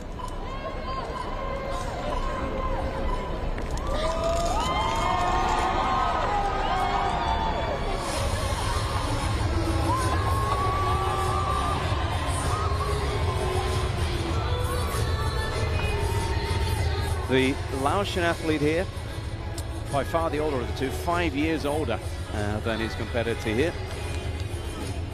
The 30-year-old, celebrating his birthday, in fact, is Bumpet Teptida. What better way to do that than if he can take out the two-time gold medalist in the ASEAN Para Games, Jacqueline Damunmi. That would be something.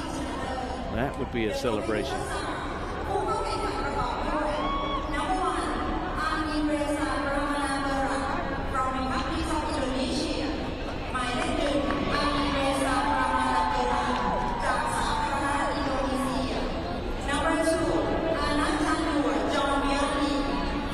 So the T13 is a visual impairment classification.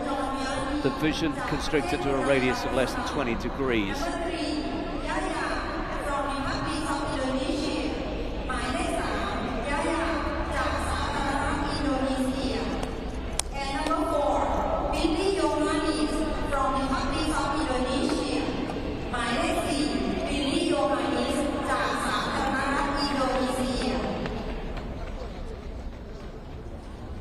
Really interested to see how Jacqueline Damunmi in the blue singlet makes a start here.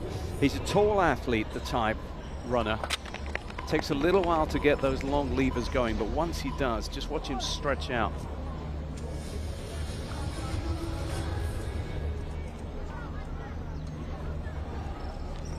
Now, his competition is heavyweight number 119, men's shot put and 64 final. และในลำดับถัดไปจะเป็นการแข่งขันรายการที่19ทุกน้ำหนักชายประเภท S64 รอบชิงชนะเลิศ The competitors are ผู้เข้าแข่งขันประกอบด้วย Number 1 So Ye-min from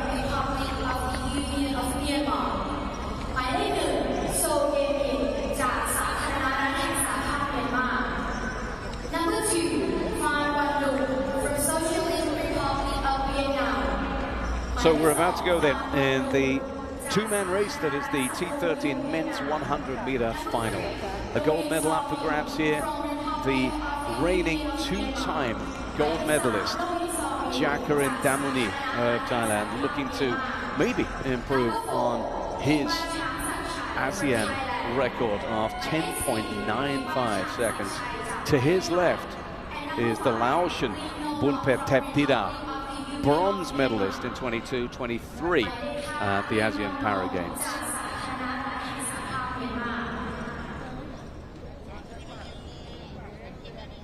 But it's the tall Thai who's the focus of all attention here inside His Majesty the King's 80th birthday anniversary stadium in Nakhon Ratchasima, Thailand. He's one of the outstanding athletes at this meet. And let's see if the Laotian can make any impression on him. They're set to go.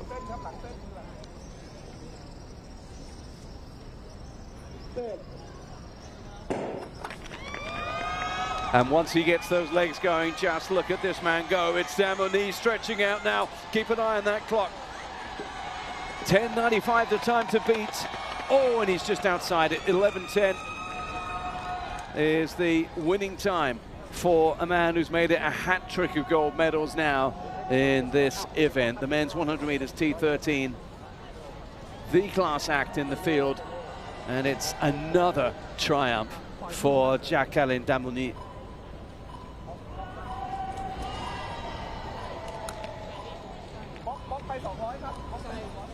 Made a good start, did Theptida, but you could just see those long legs of Damuni eating up the track as he eased his way to the finish line.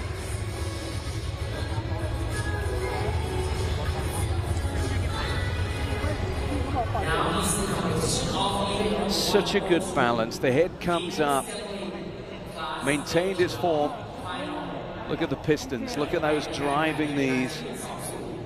And that's a great low angle. Look at the pace there. Just outside his games record time. Wasn't to be without really, frankly, anyone on his shoulder to try and push him along there. Just eased a little bit there towards the finish. 11.09, the winning time there. 11.59 for Theptida in second.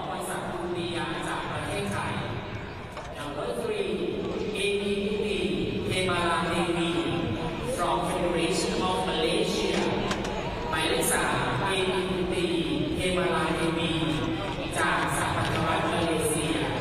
Number 4, In Khao Sumatha from Thailand. Number 5, Ramudong Rafael from the Republic of the Philippines. Ramudong Rafaelจากสาธารณรัฐฟิลิปปินส์ Number 6, Sodamu Paiwan from Thailand. 6 Sodamu Paiwan จากประเทศไทย and Number 7, Udi Siti Subaya from Federation of Malaysia และหมายเลข 7 Udi Siti Subaya จากสหพันธรัฐมาเลเซีย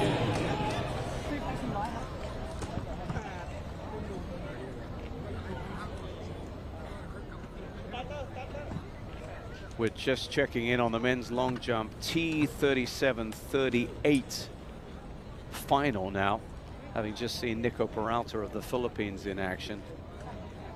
This is Pakapun Sangrat of Thailand, 18-year-old athlete.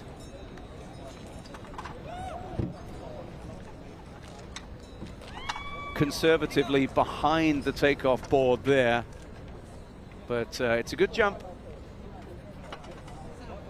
And Para T38 track and field classification for ambulant athletes that have coordination impairments, perhaps cerebral palsy or similar, causing mild to moderate effects and usually affecting one or more limbs.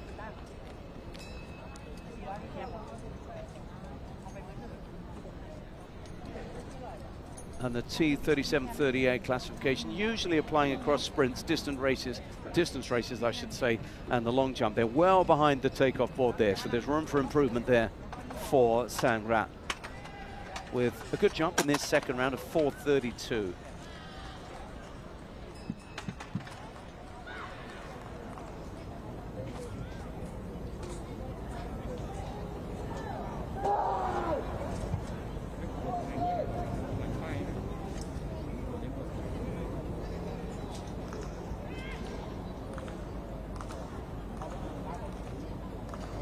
This is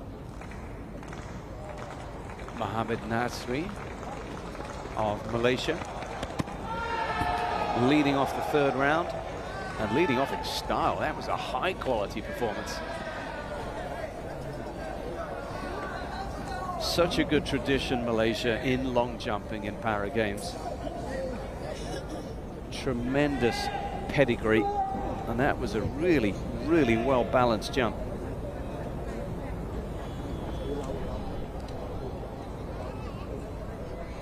Excellent balance on the approach. Look at the gather, and then a good takeoff of the right hand. There's very little really you could fault about that jump.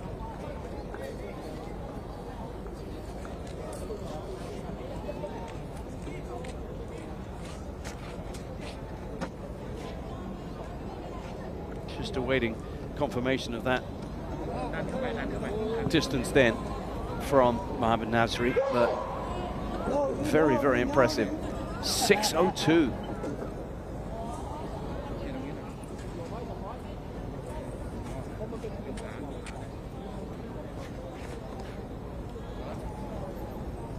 Thai athlete Natayot Chai Khan to go now, after 4:85 and a 4:41. Great pace on the approach, great pace on the run. Obviously nowhere near the Mohamed Nasri quality in terms of up in the sixes, but that's a decent enough jump there from the Thai athlete. Probably his best.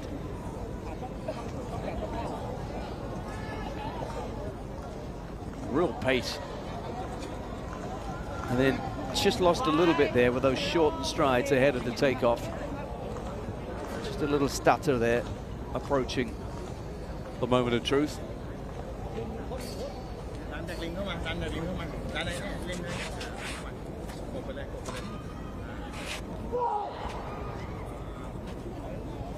But a 5:03, and he can be happy enough with that, as we have the second of the Malaysian jumpers going right now. This is Mohamed Rosli.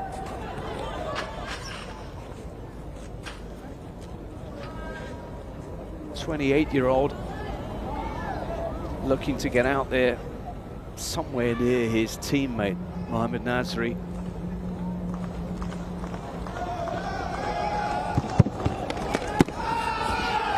That was a decent enough jump, well over 5 meters.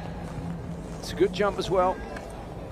Long striding run and approach.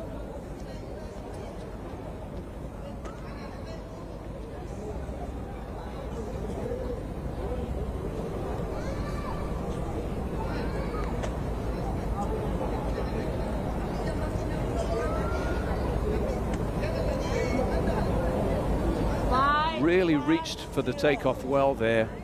Excellent planting on the board there. It's over 5 meters, just waiting for confirmation. 5:10.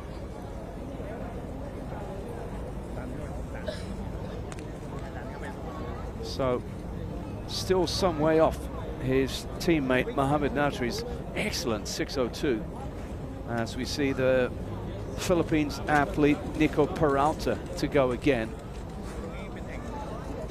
Yet to register a jump. Get a distance on the board.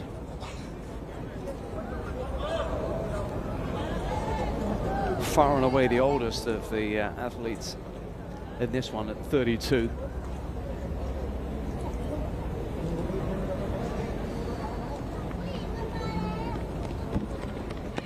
Oh, just lost his approach there, just lost the stride pattern again, and we've seen that a couple of times now.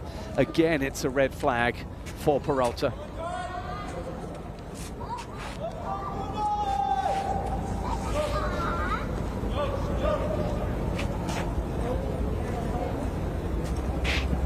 Just fell away a little bit there in terms of the approach to the board there, and unable to make any kind of impact on this competition. So we're coming towards the end of this round, just one more jumper to go.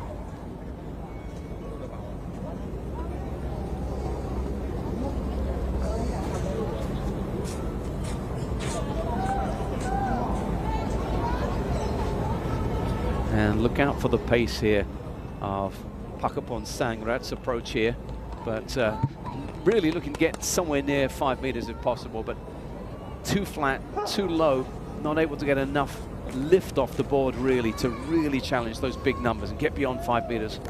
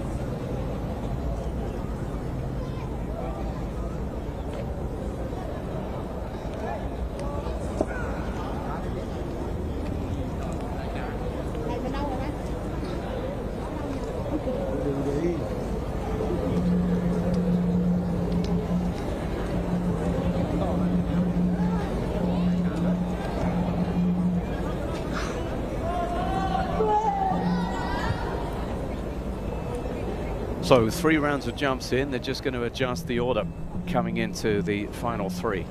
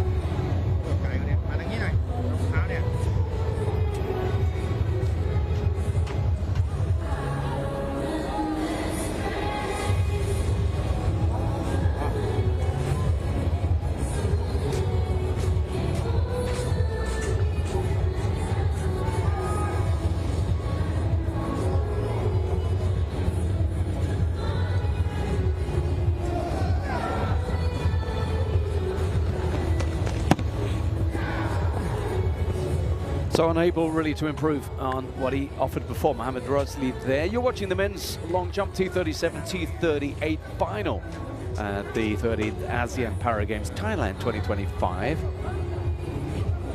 A first day of track and field action, and we've seen plenty of finals, plenty of gold medals handed out already here.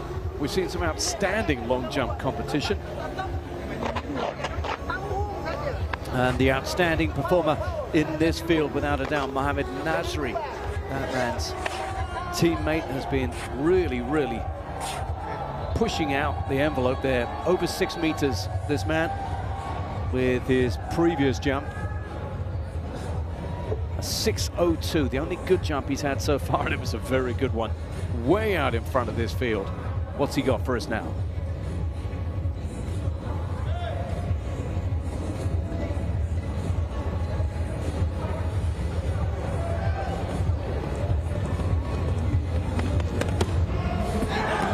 Oh, and again, it's a good one. Out near the 6 meter mark there, but it's not a clean jump.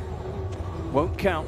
So he still just has to settle for the lead he has from his previous round. That might be good enough to win this gold medal. But he'll be frustrated. He couldn't push it even further beyond 6 meters.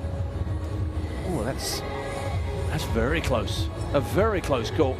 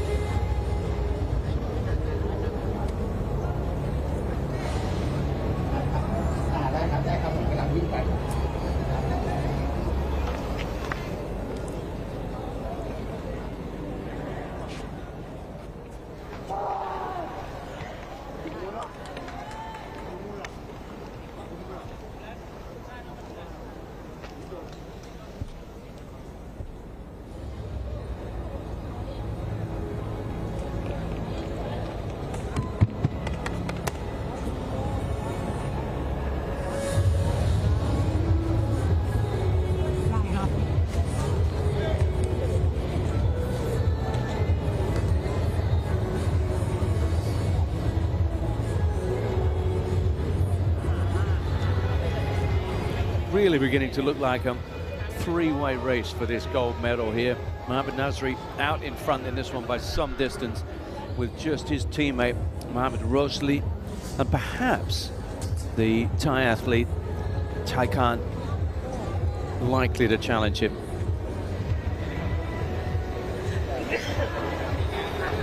Sanrat some way off, a good meter or so off the kind of distances required. This is the Thai athlete who might have an opportunity in this one.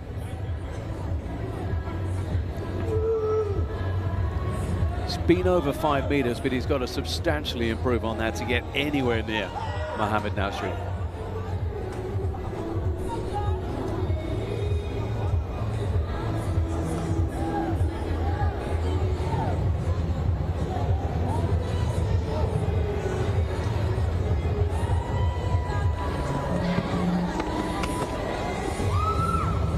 And it's good, but not good enough. Around about the 5 meter mark once again. Just lacking the stride pattern, the balance, the bounce to be able to really get those long jumps in there. Kind of runs through the takeoff.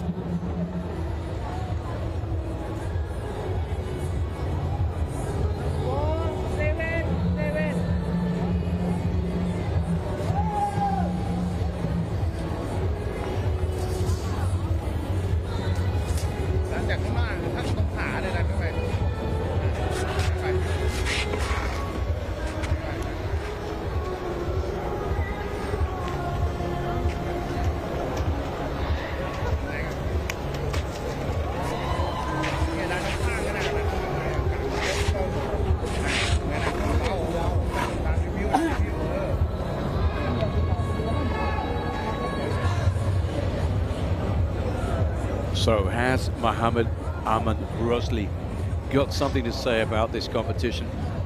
His teammate leads him, the man behind him, Mohammed Nasri, way out in front. Is there to be a challenge from this long striding Malaysian athlete? Well, again, it was a good approach, but again, maybe just lacking a little bit of lift off that board. Silver should be comfortably his, you feel, based on what we've seen so far.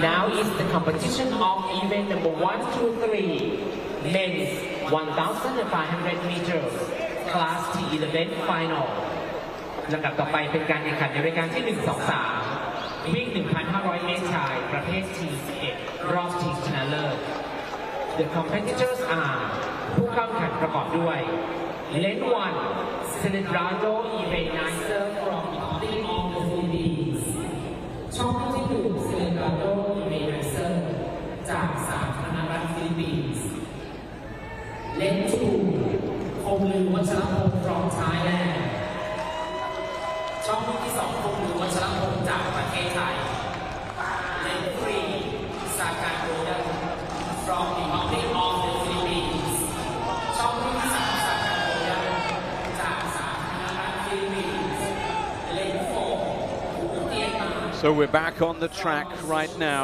and it's the men's 1,500 meters final in the T12 category. T12 refers to a classification for significant visual impairment. Sometimes you'll see a guide runner in this one in terms of the records in this category. The ASEAN Para Games record held by the outstanding Lobato Domingos. 4:47.25 is the record for this competition.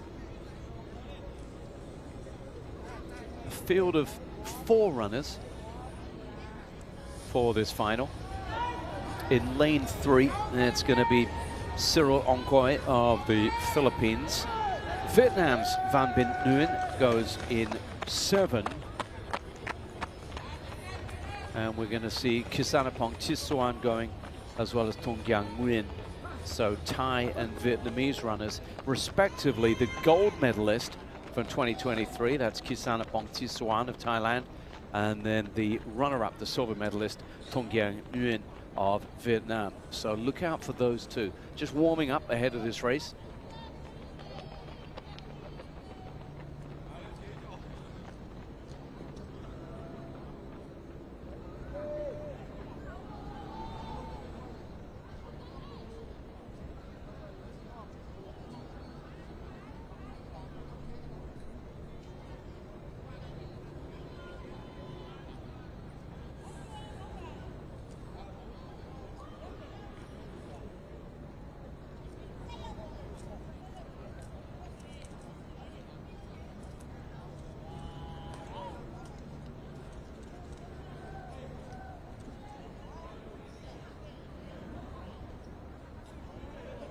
Just a bit of background to this event. It, of course, really is very often the sort of golden standard of any track meet, the 1,500 meters, the middle distance track event. And it's one that requires strategy, pace, management, a lot of endurance as well, of course. The world's best at this is the Australian Jared Clifford, who's broken the world record multiple times, most recently running 3:41.34. But in this competition, the ASEAN Para Games, you're looking around about a 4:47 winning time. That's the standard, that's the mark to beat.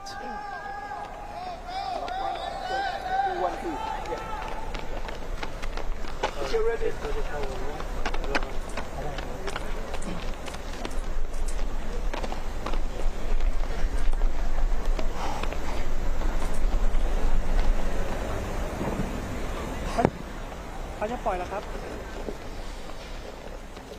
On your mark. เข้าที่แล้วครับเข้าที่แล้วครับ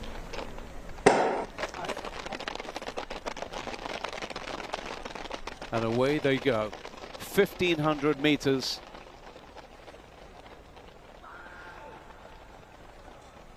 T11 action now. We've just seen the 37-38s in action.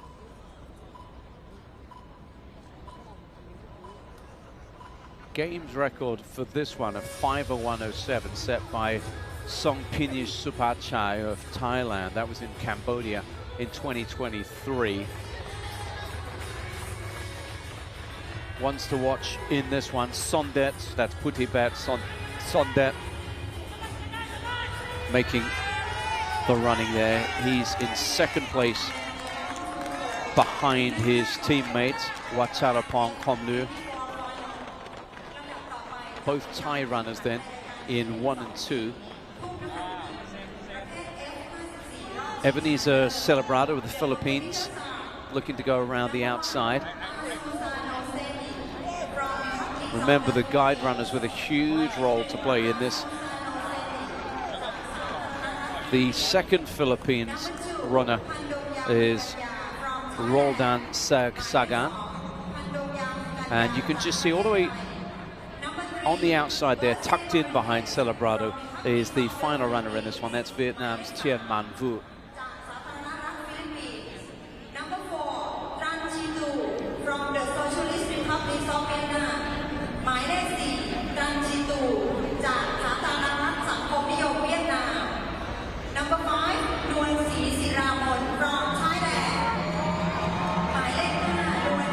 So one of the Thai runners, Songdet, has dropped off back into 4th right now, leaving this little bunch of 3 runners, or rather 6, with the guides in place, coming now towards the 800 meters mark.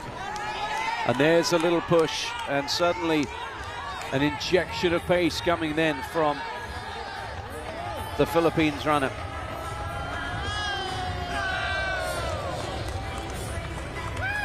And leaving behind Wacharapong Komlu, the runners from the Philippines looking to try and push on a little bit here. Celebrado and Sagan. But it's Celebrado from the Vietnamese, Vu. And those two have run a very, very astute tactical race here, coming up for the 3-minute mark.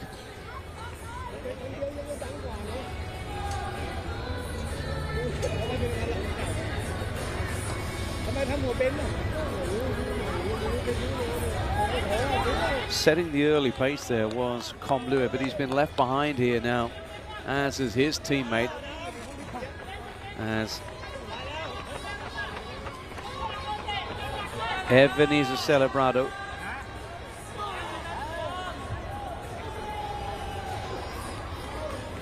Who's a really experienced runner at 36 years old.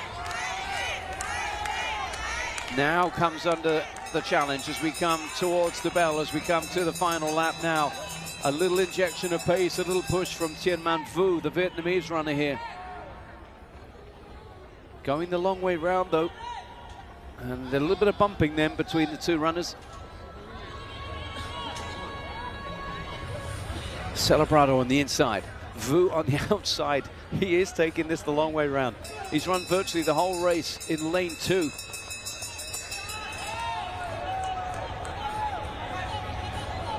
And now the guides have a lot of work to do, just steering their runners here. The time's good. Remember, there's a games record of 5:01. Not sure that they're going to get near that, but this has been really an excellent race between these two, and the Vietnamese might just have timed it to perfection. Stretching out from Celebrado now, who kicks on again, looking to stay in touch as we come towards the final 100 meters. The race is still very much on here because Celebrado is giving nothing up here, but Tien Man Vu looks as if he's got this one in the bag here. Has he got a sub 5-minute race in him as well? He might just have, you know. He might just be on the brink here of coming towards a record, but Celebrado's coming back. He stumbles towards the line, Vu, and he might just cross it, and he does so in a new games record. He is flat out there. There were times in that finishing straight when it looked as if he was done. He stumbled 15 meters out from the finish, nearly gave the Filipino a chance to get back in it, but he somehow found the energy, clung on there, linked to his guide runner, and got across the line there in a sub 5 minutes time to absolutely shatter the ASEAN Para Games record. Look at that. Vietnam's Tien Man Vu running an outstanding race as we see the second of the Thai runners coming home. Well, that was real drama towards the end of that, and credit to the visual guide then, who managed to keep his athlete upright and keep him going when it looked as if we were going to see Tien Man Vu not make it to the finish line. He got there, and he has done so in spectacular fashion. He really is struggling.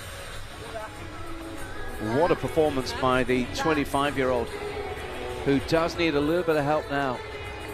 Tightening up, you can see, really struggling. He gave it his all. And why not? It's a gold medal in the ASEAN Para Games. Now, this competition is win number 125, females 1,000. What a performance by Vu. Made his move on the final lap at the bell, pushed his opponent Celebrado, took the lead with 200 meters to go, and then just about managed to cling on. You can see the physical toll it's taken on him. He is staggering away from the track here. Real drama towards the end of that men's T11 1500 meters final.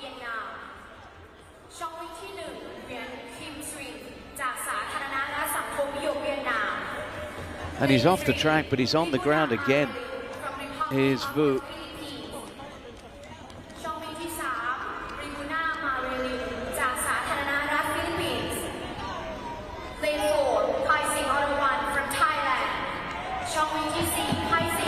Wow.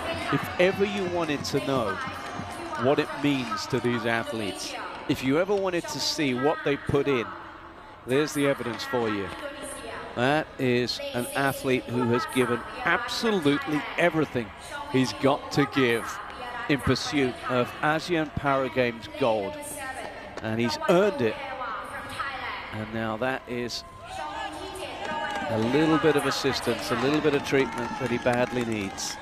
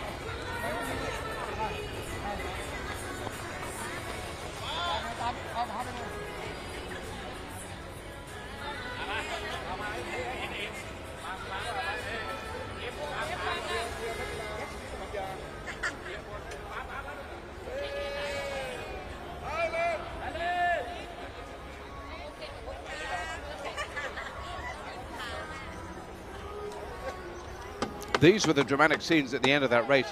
Just watch him now. Vu starts to stumble, really struggles, struggling for the finishing line, and it just gave a glimpse of a chance for Celebrado. But the guide runner doing a magnificent job of getting Tien Man Vu across the line then for the gold medal. Look at it, his form totally gone by the finish line.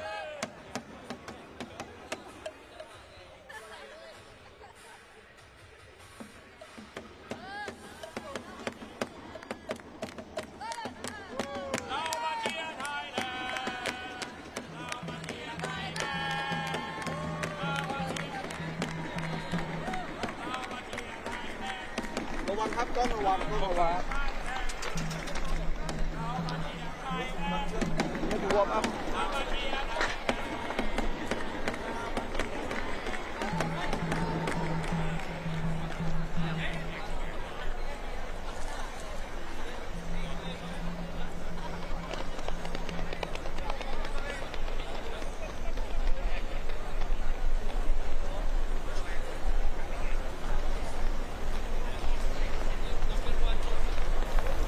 Next up on the track, it's going to be the women's 1500 meters, T11, 13 and T20.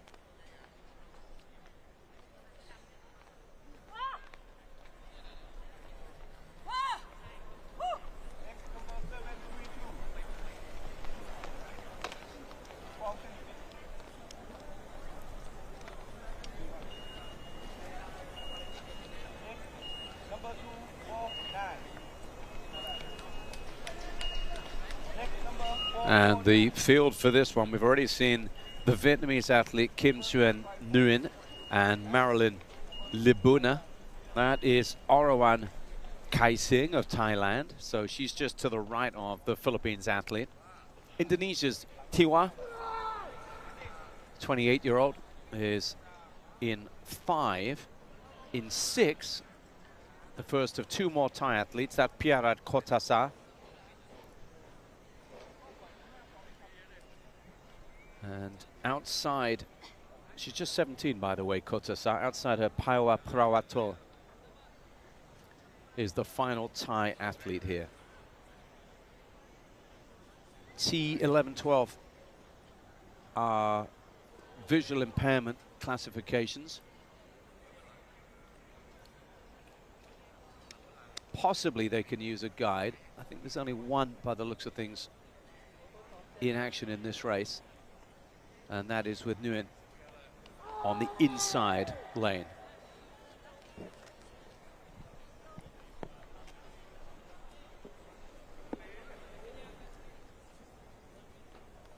On your mark.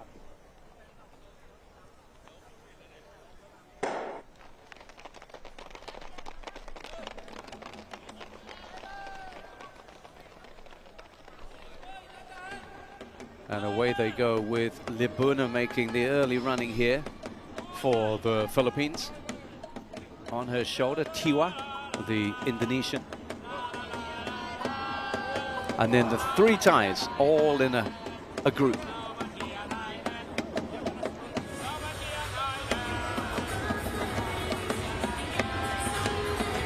As always with 1500 meters, pacing and strategy the key.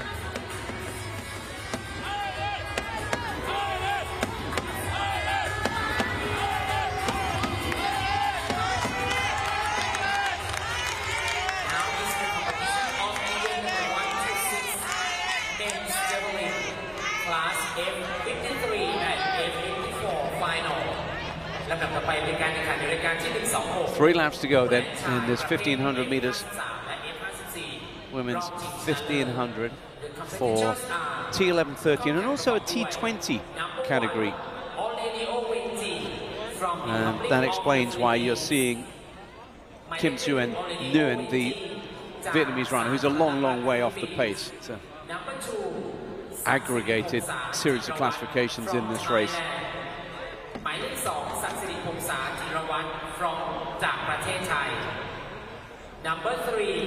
Such a contrast in styles by the small, bustling Marilyn Libuna, and then you can see the long, rangy strides of Tiwa, the Indonesian, who now just takes over because having done a bit of front running and a bit of pace setting, Libuna drops right out of this equation, and it looks now as if it's going to be those 3 blue-shirted Thai athletes, maybe 2 of them looking to chase down the Indonesian. Long way to go in this one as they come towards the halfway stage.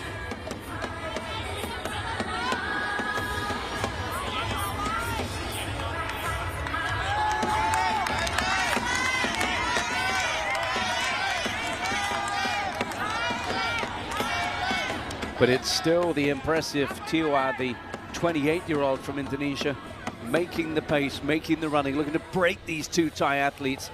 She's taken one with her.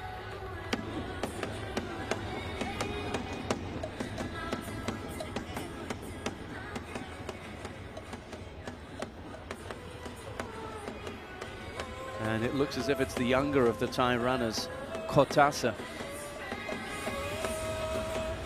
who's just dropped off a little there. Orawan Kai Singh is keeping touch with Tiwa, and then Paiwa Prawato just a little bit further back, looking to conserve a little bit of energy. But Prawato, only 15 years old, really hasn't got the experience here. But look at this impressive run from Tiwa. It's been a front-running effort from the tall Indonesian, and she continues to just turn the screw on her opponents. Has Orawan Kai Singh got enough just to keep in touch as they come towards the bell, and they'll be looking to turn for home? And it looks as if very much Tiwa's going to be lapping Nguyen as she comes towards that bell. Has she given too much too early in this race, or has she timed this one to perfection? She comes past the Vietnamese on the inside, and she continues to stride purposefully now, maybe towards a gold medal here in Korat, Thailand. The bell sounds once again, and Tiwa shows no sign of letting up here. Closest challenger she has is Orawan Kai Singh, but she's some 20-25 meters off the pace now already. Maybe even more, as Tiwa pounds on relentlessly here. But there's a little bit of a burst here from the Thai athlete. She's come back into this one. We're on the back straight right now. And she's just keeping in touch here, looking to capitalize on any blow up here by Tiwa towards the finishing line. It looks unlikely, but you never know if she can just keep in touch. The Indonesian already with a couple of glances towards the finish line here. She's not tying up, she's not showing any signs of letting up. This has been a really impressive statement performance by her. And it is going to be the 28-year-old Indonesian who is going to come home with ASEAN Para Games gold glory, and she has won this one really impressively. Across the line she goes. That is a fabulous run there. 5:19.37. Comfortably taking that one from Orawan Kai Singh of Thailand in second. And look at the distance back to the 15-year-old just crossing the line now. That is Paiwa Prawato. Great effort by the teenager to come home in the bronze medal position. And look at the celebrations there from coach and runner.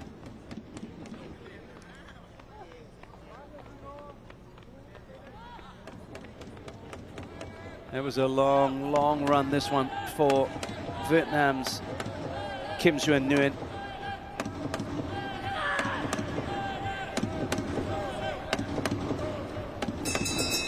And she only just comes to the bell.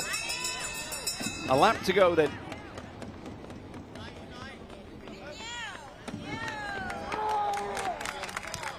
And as she does that, we see the other finishers as well coming across the line here.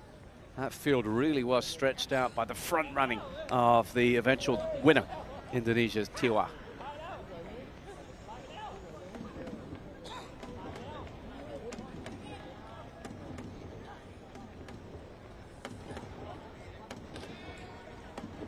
Well, she set the early pace, did Marilyn Libuna of the Philippines, and then absolutely blew up after about 700 meters. So she's just now making her way across the finishing line.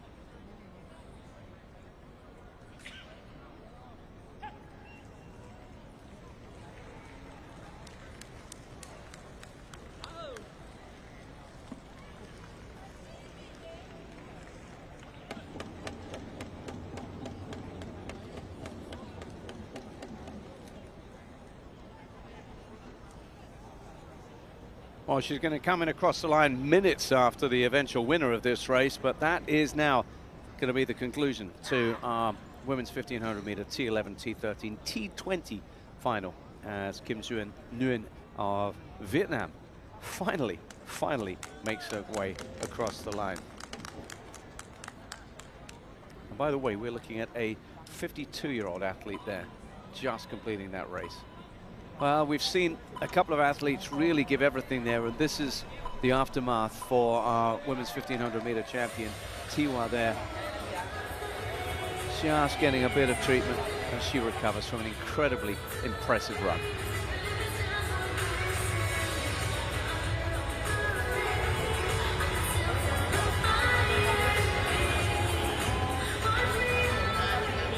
Now is the competition of event number 127. Men's 400 meters, class T52 final ลำดับต่อไปจะเป็นการแข่งขันในรายการที่ 127 วิ่ง 400 เมตรชายประเภทที่ 52 รอบชิงชนะเลิศ The competitors are Lensis Mandiwan Jeropi from Republic of the Philippines ช่องวิ่งที่ 6 Mandiwan Jeropi จากสาธารณรัฐฟิลิปปินส์ Len 5 พิชยาภูรัตนสิริ from Thailand ช่องวิ่งที่ 5 พิชยาภูรัตนสิริจากประเทศไทย Len 4 Tronsino Pelford from Republic of the Philippines ช่องวิ่งที่ 4 Tronsino Pelford จากสาธารณรัฐ Confirmation then of the result of 5:19.35. Excellent performance by the woman there, looking to celebrate as best she can there. She takes gold in the women's 1500 meters. You'll have heard the announcement in the background. We're just getting ready for men's 400 meters action right now. This is going to be straight into a final in the T52 category.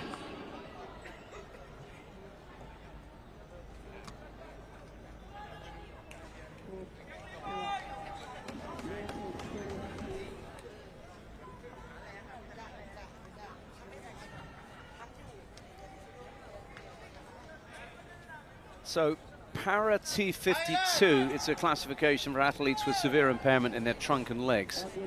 And you're going to see wheelchair action. So this one is the final of the event here. 5 runners in the field. An ASEAN Para Games record, incidentally, in this one of 101.93. That was set in Cambodia 2 years ago by Gerald Mangliwan of the Philippines. He goes again in this one. You can see the warm-ups here. So the Filipino, who is some 46 years old, is going to be the favorite for this one.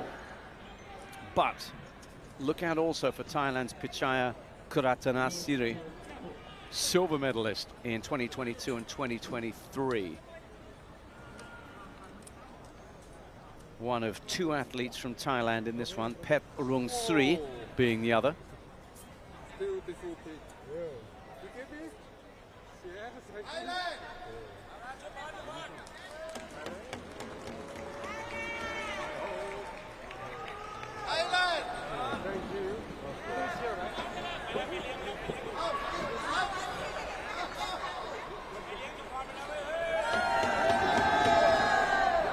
T52 is a really interesting category in that because there's significant impairment in trunk and leg control, it requires incredible power from the shoulders and the arms. And that's what you're going to see from these wonderful athletes very, very soon.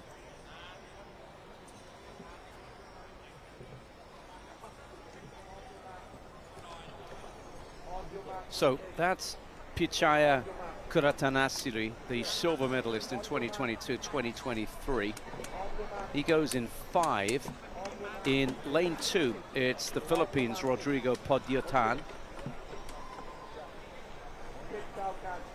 Then it's in 2, Pet Rung Sri from Thailand. You've just seen Clifford Trocino, another Filipino, going in 4. Then outside him, it's Kuratanasiri. And then it is the man who holds that game's record, Gerald Mangliwan of the Philippines in the outside lane. There he is.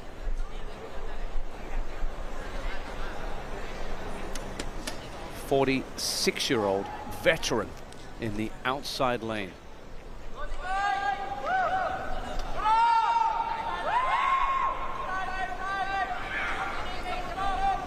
Not the only 46-year-old, the other Filipino also in the second lane there, Podiatan, same age. And in fact, the youngest competitor in this one is in fact Kuratanasiri, the silver medalist from the last two installments. And he's 37 years old.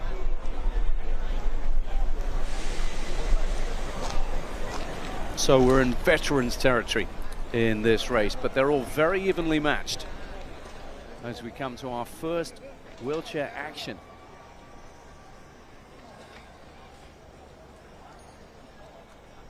That we've seen on day one of track and field here at the 13th ASEAN Para Games.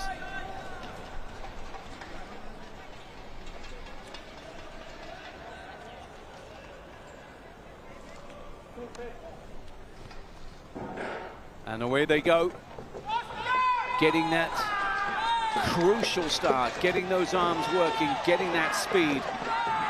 And of course we'll see this stagger unwinding, of course, as they come towards the end of that first 100 meters there. And you can see in the inside lane, it's an excellent start here by Rodrigo Podiatan. Podiatan here on the inside, on the outside, the pace there of Mangliwan. And it's those two who look as if they're going to come together very, very soon here. Around the outside, they go. This 400 meters in their lanes. And now you'll have a good picture of what's happening here, because coming through in the middle as well then, we have Trocino 2. It's Rungsri looking to challenge, but it's Podiatan who might just have enough to get across the line. Does he? There's a strong finish coming in from Mangliwan, but it's Rodrigo Podiatan to come across the line there in an excellent performance there. He led from start to finish, got off to a great start and led the way from that second lane.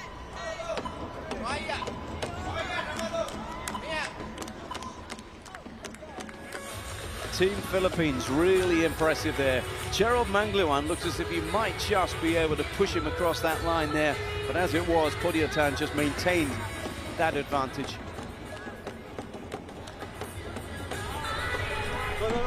Now is the competition of event number 128, men's 400 meters, T53 final. So the finalists in the T52 will be followed by the finalists in the men's 400 meters T53 very, very shortly. Look at that. That was the key there. The quality there of the push and then the cruise. Came round the bend there, Podiatan, with a substantial advantage. Now, just look outside him there. For a moment, Mangliwan, who had his head down and was absolutely powering, looked as if he might just be able to pip him at the line.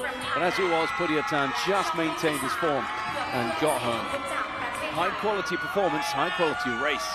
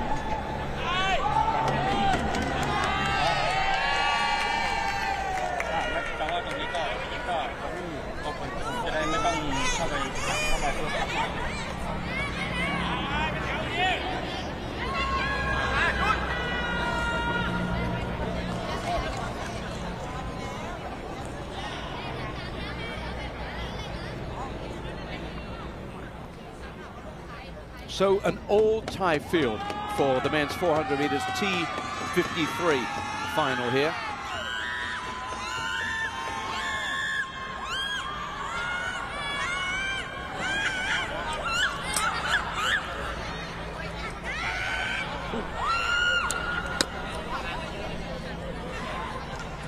And the Thai athletes involved there: Sitawat Pufakwang, Maseberis Asai, Pongsakon Payo. And the key characteristics of T53 is full arm function and limited trunk or leg movement, typically from spinal cord injuries. So again, the absolute reliance really here is on the arm and hand function that you'll see from these athletes. So outside in 5, you saw Pongsakon Payo. That is Masabri Asai, who goes in the middle of these 3 races. And on the inside there's Setawat Puekfuan.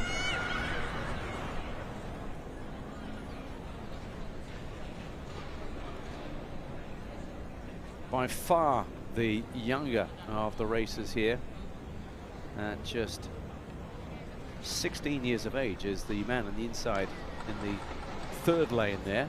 That's Puekfuan. The others are respectively 29 and 27 years old. The oldest of the racers in this one being Pongsakon. You can see there in the foreground here.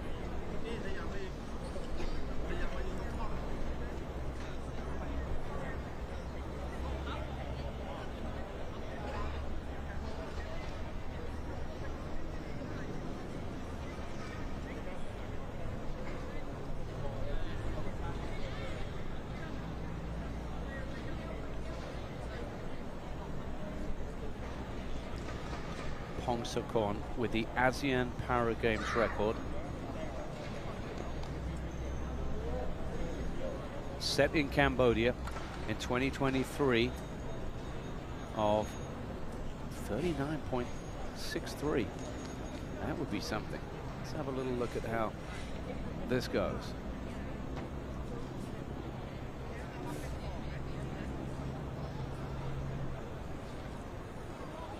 So, last instructions then, in terms of start instructions for our athletes.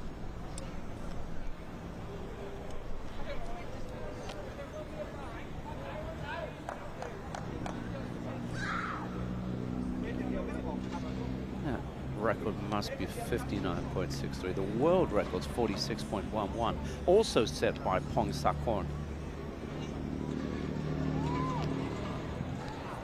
Head. On your mark,แล้วก็ยิง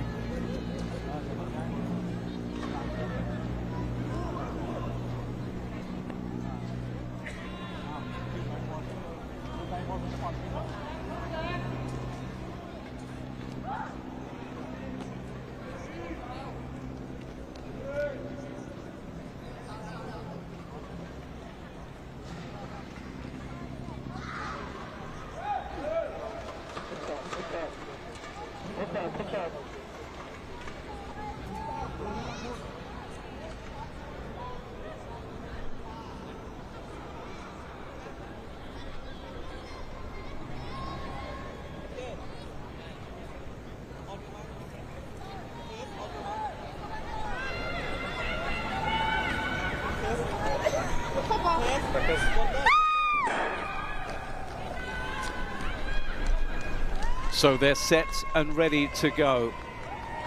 This is going to be fast as the men's 400 meters T53 final is about to go. An all-Thai affair. Will it be the all-conquering Pongsakon Payo in the outside lane? Lane 5, yet again, who dominates this one. Look at the hand positioning to get that initial movement, to get that start.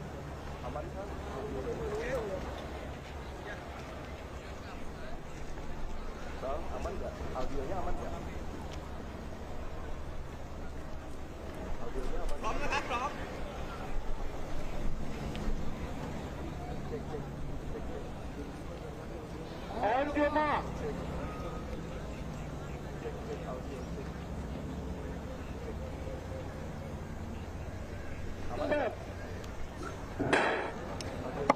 And away they go. Look at the hands. Look at the outside lane. Look at the speed that he gets. That is Pongsakornpeo absolutely flying in this one. Look at how much pace he generates there. This is going to be an incredible performance. Can he maintain it over 400? Now they're in cruise mode. He's got the pace up and running. Of course, steering is key. Look at that little nudge there as they come to the bend. Technique absolutely supreme from the best in the business in this 400 meters. And he's going to carry a huge advantage into the final 100. Here he comes. Keep an eye on that clock down the right-hand side. 46.11 is the best he's ever set in the world. And coming across the line, it looked like it was just outside that time. So another supreme showing from the master of this event, Pongsakornpeo, Thailand, really turning it on right from the start. Absolutely showing incredible pace, and then the technique around the bends, and then the smooth finish there. High quality stuff, and yet another gold medal going the way of Peo there.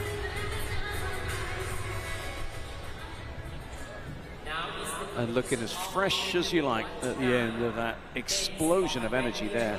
Wonderful performance by him.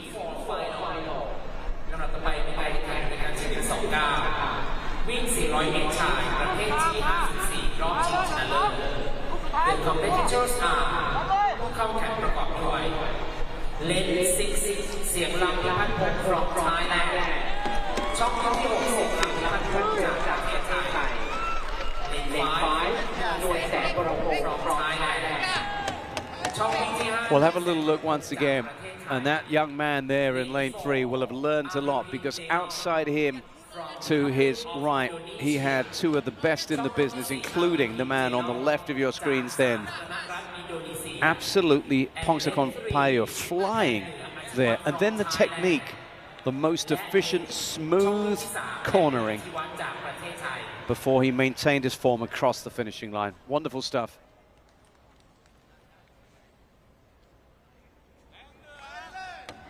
Perfect symmetry on the movement.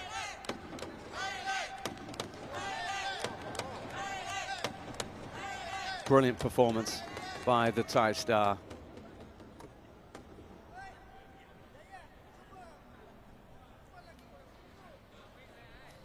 So that was the T53s, and that's confirmation then, 46.78. That is an outstanding time.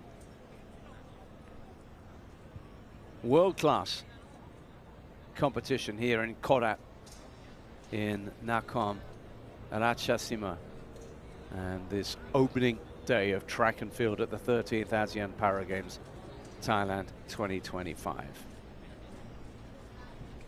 In case you were looking out for some of the action from earlier on, I'll just round that up in a moment, but they're about to go with the T54s, which again features 3 Thai athletes in Peng Noa, Nguyen Sen and Xiang Lam.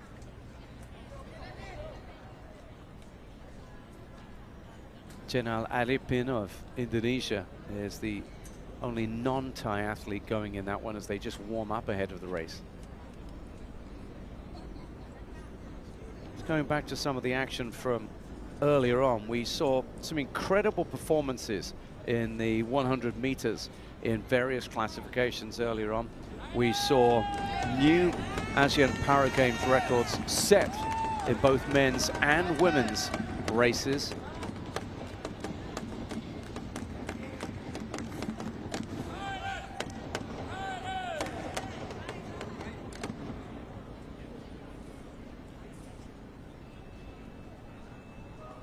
And there's a little look there at Jenal Arifin, the 37-year-old Indonesian. Tharapong Nguyen Sen is the youngster in this field, at just 15 years old. And there's Pipatpong Xiang Lam, Again, another of the older athletes here. He's in his 30s. So you see a real spread across the fields here. Atiwat Peng Noir is going to be in lane 3. Then it's Aripin in 4, Nguyen Sen 5, and Xiang Lam in 6.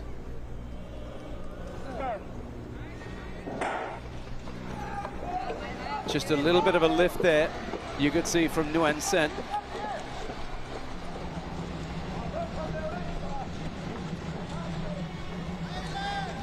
But it's the racers in the middle there who have made the better starts here.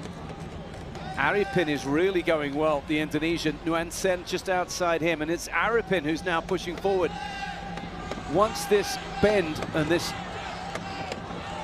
stagger unwinds, just look out for the red and white helmeted Aripin. This is going to be neck and neck as they come down the finishing straight here. It's Aripin and it's Xiang Lam outside him. It's the Thai athlete Xiang Lam who might just have this one, and it is indeed Pipatpong Xiang Lam fighting off the challenge of Jenal Aripin and getting across the line in an outstanding 45.10.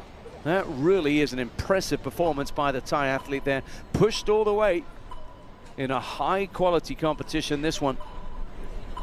So once again, the Thais demonstrating their quality, but there was a really impressive showing then from the Indonesian too. In a high class race, that one.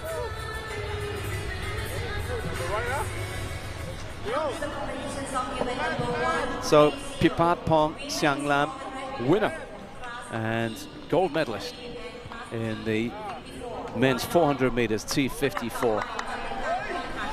Continuing dominance in these wheelchair categories by the Thai athletes. Look at the smoothness of the start then. Absolutely wonderful from him. And it was Atiwat Peng Noir who really kept him closest company. Two athletes flying towards the line. And in the end, the Indonesian just slipped a little bit off the pace there. Aripin had to settle for the bronze medal. So high quality racing as we come towards the end of our coverage then of this first day of track and field action in the 13th ASEAN Para Games Thailand 2025. Confirmation that it was indeed a close thing, but it was Xiang Lam just taking it from Peng Noir then, with the Indonesian having to settle for bronze medal.